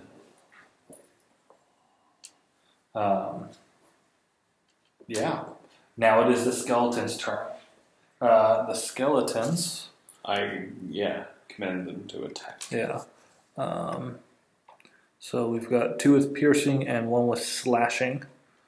So they are resistant to those, but they are not immune to them. So let's get some damage rolls. The first one is a critical fail. The second one is a... Where's my dwarf skeleton? Here's my dwarf skeleton. The second one is a 19 to hit, which is a hit. And the next one is a 23 to hit, which is a hit. Doing 6 and 5 damage. So that is 11 damage to the same one that you attacked. That one, you just see kind of its dark being start to kind of shred away at the sides. If there is such a thing as a shadow fading in pieces, that is the effect that is being had in front of you. Further accentuated by the fact that you guys are in a pitch black room and only able to see due to the dark vision. All right. So it is now Marion's turn. Marion. All right. So, actually, that's what it is. Okay, no, you're good. You're good. Can I cast Fireball? It's got a 20-foot radius. Can I cast it? You would hit him because he's in the middle of them. He's in the middle of them? Yeah, that's where he went to. And the skeletons are attacking them as well. Okay. And so the skeletons are in the middle of it also? Yeah, they have approached them and are in front of them. The wraiths were literally surrounding Garrick. Okay. Alright, then I'm going to cast Scorching Ray. Create 3 rays of fire and hurl them at targets within range. Okay. Make a ranged spell attack. Okay. So the one that looks the most hurt. Yes. I'm gonna. That's the one that was front and center. Yeah. So there's only 2 left, though, right? No, there's 3. Okay. There's 3. Yeah, but that one that was front and center is definitely the one that is most hurt. So it's the one that you felt like was kind of falling apart. Yeah. But it's still there. Well, so I want to do 2 at that guy and then 1 at the other one. Just the one to his left. So the first 2, I get it's a critical hit. Okay. And then a unnatural 20. Okay. So that both hits. those hit. And then the third one is an 18. That hits. That hits as what well. kind of damage is it? Fire damage. Okay. Okay, so for the first one, it is a... Oh no, they are resistant to that. They're resistant to most of these things. The first one does... Let's see, if it's a critical hit, it would be double plus proficiency. It would be a 10 damage. The next one does only 2 damage. Okay. Now they're resistant. So those will get cut in half. Okay. And then the last one does 11 damage. Okay. So 21 plus 2 is 23, halved is 12. Well, the last one, I direct it And into it's somebody okay. else. Yeah. Yeah, the other guy. Yeah. All right. They let out their shrieks. You can see that they want at you, but they have some other pests to deal with first. Well, then I will It is Garrick's turn. continue to be one of those pests. I cast Toll the Dead. Okay. Sure, let's do it. So they need to pass a wisdom save. They're within 5 feet of each other, so 2 of them need to pass a wisdom save, including the one who's most hurt, and any 2 that have taken damage. All right. First one's a 9. Next one is a 17. Neither of those pass. Okay. So we're going to do 3d12, 12, 11, and 3. So they both take 12, 11, and 3 is 34. 34 damage. Oh, wait, no. 12, 11, 3? That's, sorry. 26. 26 I don't damage. know what I was thinking. Whatever. And they're not resistant to my necrotic damage. All right. So one of those wraiths now dissipates entirely. Just its shadowy figure falling to the ground and disappearing as it lets off one last shriek. The other one snarls at you as it seems to shrink. It was already thin and see-through, but now it seems to have holes that have grown in it. I use my bonus action to tell the skeletons to continue to attack. Okay. The 2 remaining wraiths have decided you are the biggest threat to them, Garrick.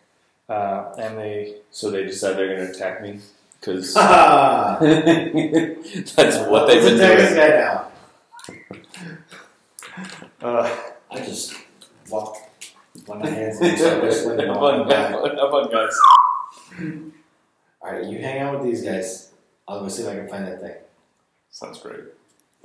Alright, so... they each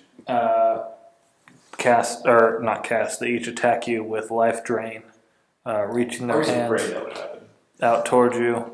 One is a 16 to hit, Okay. and the other is a 21 to hit. Well, one of them hits me. I'm going to use... you said it was a what to hit? 21. 21. Let's see here. Where was it? Let's see here. Which one is it?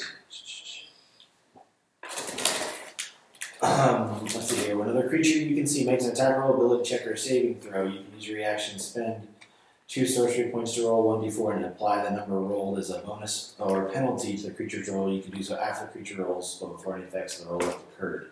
Okay. So I'm going to use 2 sorcery points, and what did he roll? He rolled a 21. Mm-hmm. So I need to get a 3 or 4 on this in order to see if I can save you. 3! Hey, look at that. So that drops into an 18. So I apply it as a penalty. Yeah. Being distracted I use my reaction at thumbs up. by Miriam's actions, and I assume there was some vocals with that. It's not a spell. It's just it's an ability that I have as Any flavor you want to add? Let's see here. So what can I do? He gives me the thumbs up, and then I give them the bird. And then The wraith is offended. yes, The wraith is offended. writes a strongly worded letter. And drops Dear its head, Canada, momentarily losing its concentration Not on like Garrick. Russia and China, our friends. Right. Russia and North Korea. It misses with its life drain, just barely. The skeletons now set on them. They decide he's the biggest threat, so they're gonna go attack Garrick again.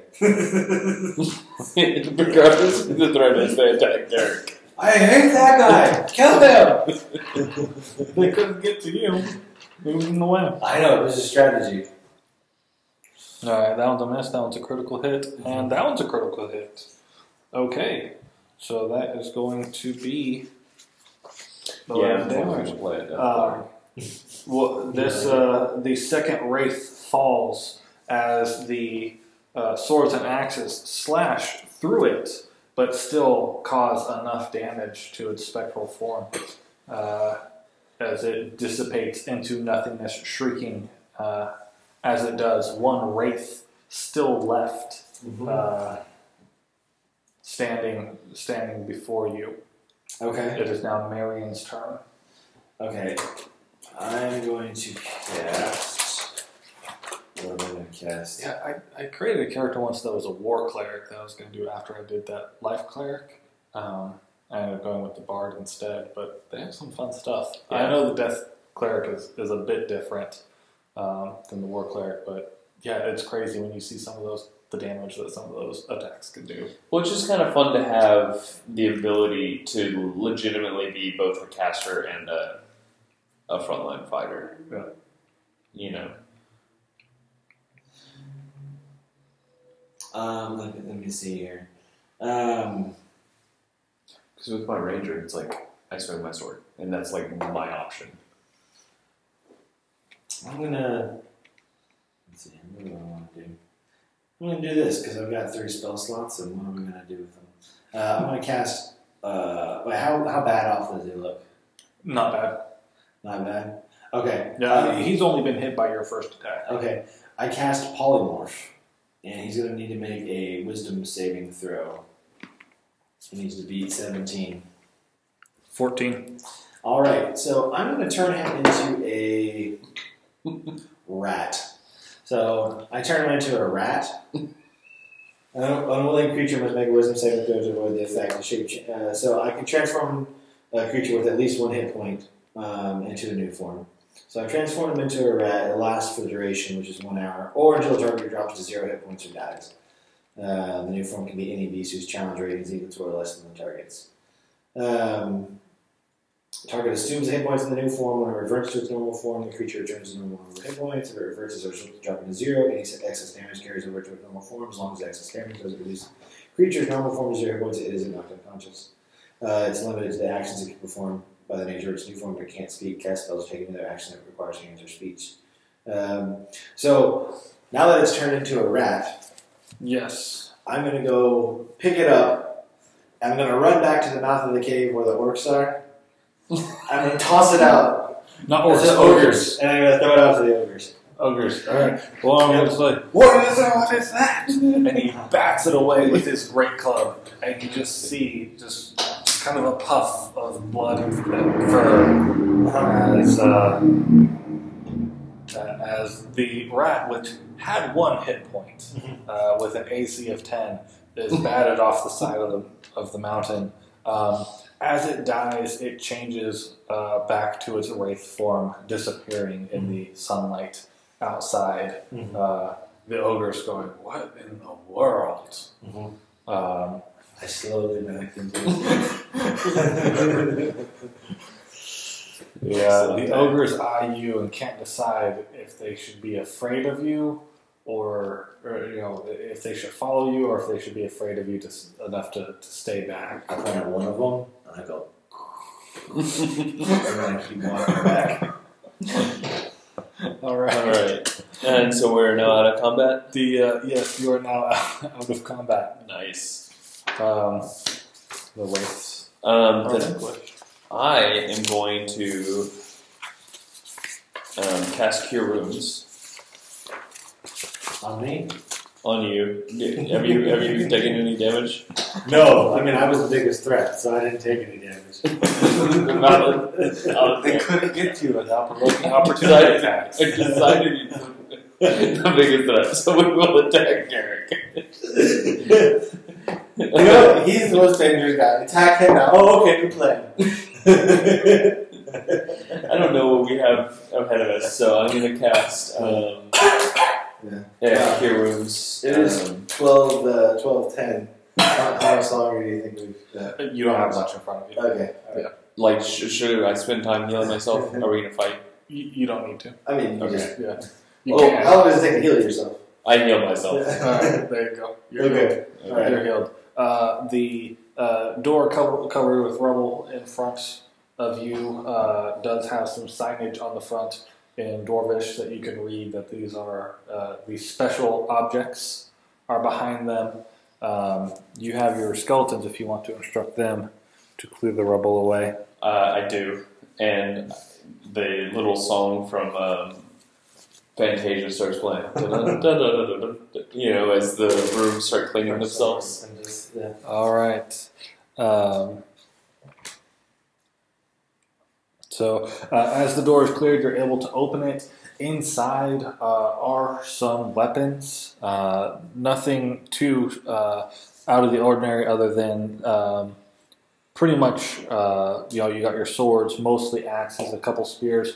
Most of them are dipped in silver, so you have silvered weapons in there. And the one in I replace the axes and sword that the skeletons have, and I give them the one word command to fight each other until they're all dead.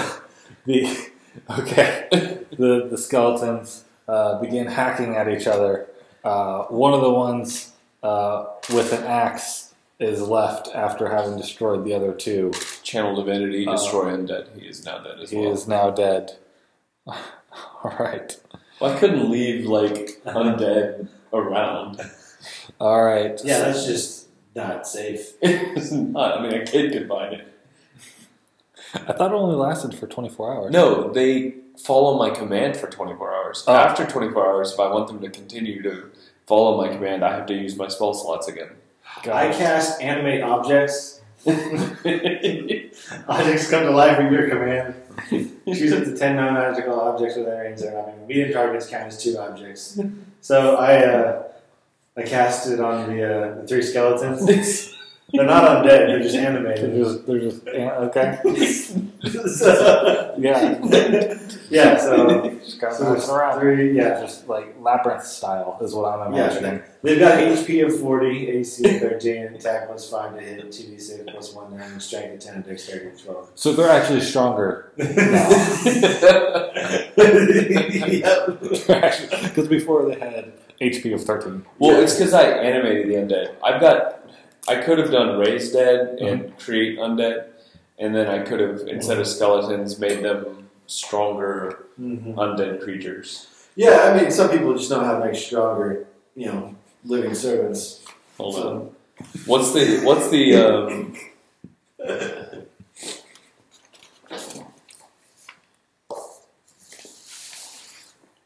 what's it called?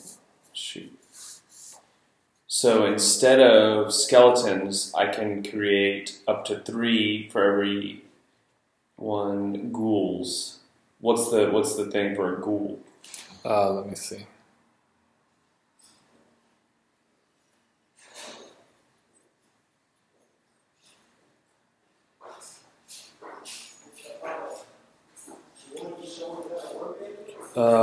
Ghouls. Armor class 12, hit points 22. 22, yeah.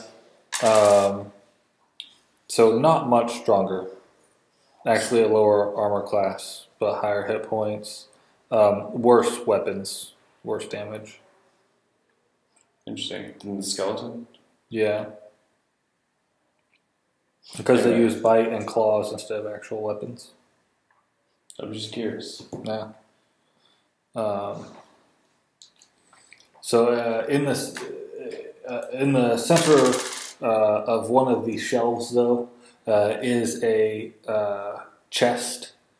There is no lock on it, so you're able to open it. I ignore it and walk away. That's what I was waiting for. Well, I don't see it here. Just this chest. Just this chest. I look inside. I command the skeletons to carry the chest, unopening. The skeletons that are not actual skeletons. They're animated. They're just skeletons. animated. They're not undead. They're just animated skeletons.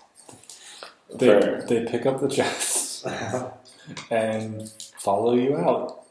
All right. As we get As we get to the cave.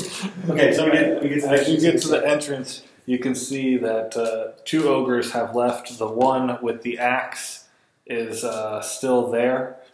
His name is Turg. He calls out to you before you get to the entrance. Says, "Wait, parley." He wishes to talk. He says, "We're here to ransack it. If I let you pass, is there anything in there that will hurt me?" Turk needs to make a Constitution saving throw. Turg with a G. Yeah, I don't care. All right. He makes a 7. Yeah, he's blind. Turg is now blind. Turg just sits down, weeping. I say you've got bigger problems than ransacking. I mentally command 2 of the skeletons to go over and start slapping him. Don't actually hurt him, just slap him. All right, they have to put down the chest because there's only 3 of them. Well, how many of them does it take to carry the chest? It takes 2 to carry the chest. Okay, so one goes and slaps him, the other 2 keep carrying the chest. Okay, one is there just slapping him with his hand back and forth. It's not doing much to Turg, who is a large ogre, other than just kind of stinging his face, kind of like. He's like, "What is that?" That's the desired effect. What is that? So no, because I cast 11 plus 10, so 21 against his AC. okay. Yep, that's a hit. All right. I cast Ray of Enfeeblement. Enfeeblement. So let's see, Ray of Enfeeblement.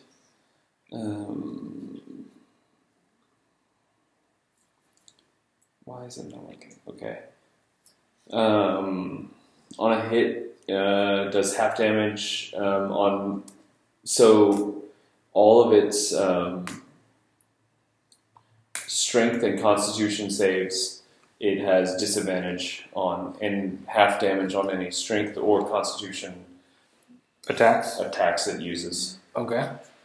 So He's just crying. He's just crying. You have this large ogre in front of you. His great axe to his side. I say, does that answer your question? I say, let's go. Why? Why? I did nothing to you. But you would have. You would have. I would have. He agrees as you walk away. He's like, could you just get that tree branch away from my face?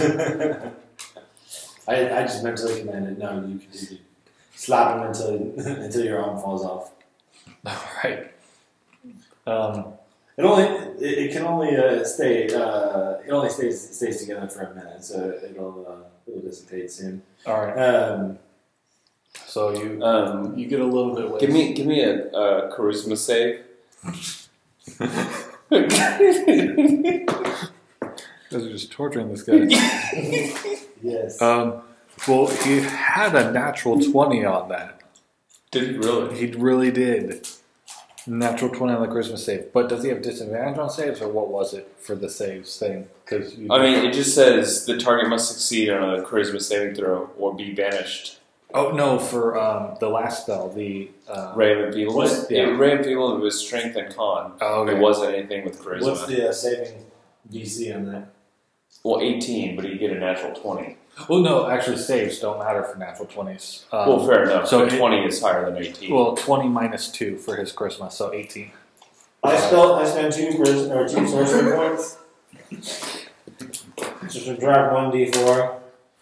So it only gets a 14. Okay. So Yeah, so he's banished to another plane of existence. And he is gone. Okay. The skeletons, a minute has passed. Mm-hmm. All the skeletons fall down back into inanimate piles. Okay. The chest along with it, which falls on its side and opens as it is unlocked. I avert my eyes. I cast I mending. have to look at it. I cast mending and fix the broken. It's not broken. It just opened. It was just a lid. You just Just another form of broken. close the lid. You close the lid without seeing what's inside. Before you get much further, a deva appears before you. A what? A deva. What's a deva? A deva is an angelic being. Okay. So the angels of the D&D world, as it were. A deva appears before you, feminine in nature. She says, "I am not here to harm you. I'm here to thank you. I was sent by Kors, with whom Aganatha has made her deal. She cannot have this shroud. She must be kept to her promise. If you promise not to give her the shroud, I will let you pass. If you give it to me, I can grant you a great boon to your life." Yeah, I don't know what's in the box, but you can have it, lady. And she says, "I know what's inside there, and I only want the shroud." I said, "What's in the box?" We haven't seen it. We don't know. The lid flies open as a bolt is lifted from it. The shroud comes off. The shroud, let me describe it to you. The strands of its shimmering silk shroud swirl like wisps of clouds. A plain gold band runs around the edges of the shroud. And it's a light blue with gold lines on the edge and has kind of the outline of a body on it. Body Like a Crime person. scene, like outline, chalk outline. More like this. I have a picture. If you guys would like to see a picture. It's the Shroud of Turin. Yeah, sorry. Got a picture. So yeah. Okay. Like that. Okay.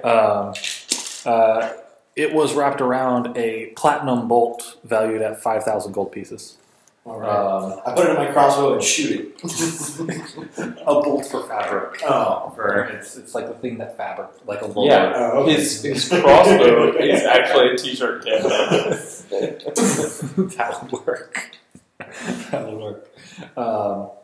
So she gets in and she says, I can offer you either that how you die, if you can claim how you die now, I can offer to resurrect you if you die in that manner, or I can grant you the ability to stave off death when you receive a mortal wound. So Just one time? just one time. Or if I can guess how I'm going to die, I can be resurrected? You'll be immediately resurrected after you die. So Just that one time? Yes, just that one time. So pick the one where you save off death, as opposed to resurrection, because that catches everyone. So, This is a bad deal. Hey, this is what her rules are. It's a bad deal, lady. I already have resurrection. It's 11th level 7 spell. I can do it once per day. For yourself? It's harder on myself. That's what she's offering you, that when you die, you'll just be brought back. If you die in the manner that she speaks. Just by meaning you'll be killed by a weapon, you'll die by disease, or I actually am going to. I'm not going to take it. My how close character are we to like the nearest cliff? about 30 feet away. I pull out my greatsword. I say, I wish to come back after falling from a great height. And then I run and then jump off the cliff. She is able to Too rattle bad. off the spell just in time. This was an hour-long ritual.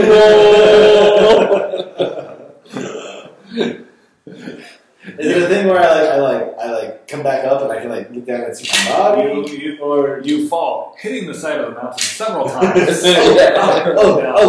Too bad you didn't say broken neck. Similar to a scene from Hot Rod. You actually died prior to hitting Yeah, it wasn't the fall. It was the sudden stop that killed you. Having fallen all the way down, you are dead, and you enter the realm of the afterlife, where you are greeted by the Deva, the same one, just in form. Say, hey, I know you. Right before the Deva does anything, I cast Resurrection. Wait, how far is that? He fell 100 feet. How far can you reach? I don't know. 100 feet, I'm going to say, because, hold on. Resurrection. Yeah. 200. Probably 120. Touch. That counts, right? Yes. Jump and land on my body. It's not been dead for more than a century, and it didn't die from old age. Okay. He did not die from old age, but you have to touch him? I have to touch him. Okay. Do you jump off the cliff? I don't. Okay. I don't know. Okay. In the world of life, she says, I grant you your wish. And as she touches you, you wake up just there on the ground, fully healed. Alive. But paralyzed. Your life has been granted to you. But your body work every time, and I run over the cliff again and I jump up. Your body has not been restored. The Deva is also still at the top, talking to Garrick. It says, do you deny my blessing? I do. Yeah, I believe that death is the natural order of things. She grabs the shroud and disappears, and says, "Well, I know it won't matter much to you, but may Kors smile on you someday." And it is the banquet beer. and so it is gone. You are left with a chest that had lots of treasure in it. Still at the top of the mountain. Just walk away. Just walk away and leave the treasure there, knowing that more ogres are coming. This is a valid point. That's cool. They can enjoy it.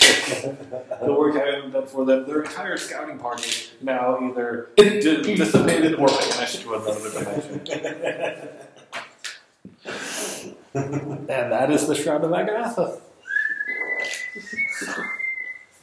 So yeah, That was a good one. yes, the voices arguing off to the left side that you missed were some Itins. Oh, yeah. Yeah, which are some multi-headed creatures having an argument with itself, basically. So you avoided that, and you didn't fight any of the ogres. So yeah, We banished the ogres. you did. You did. You tortured one.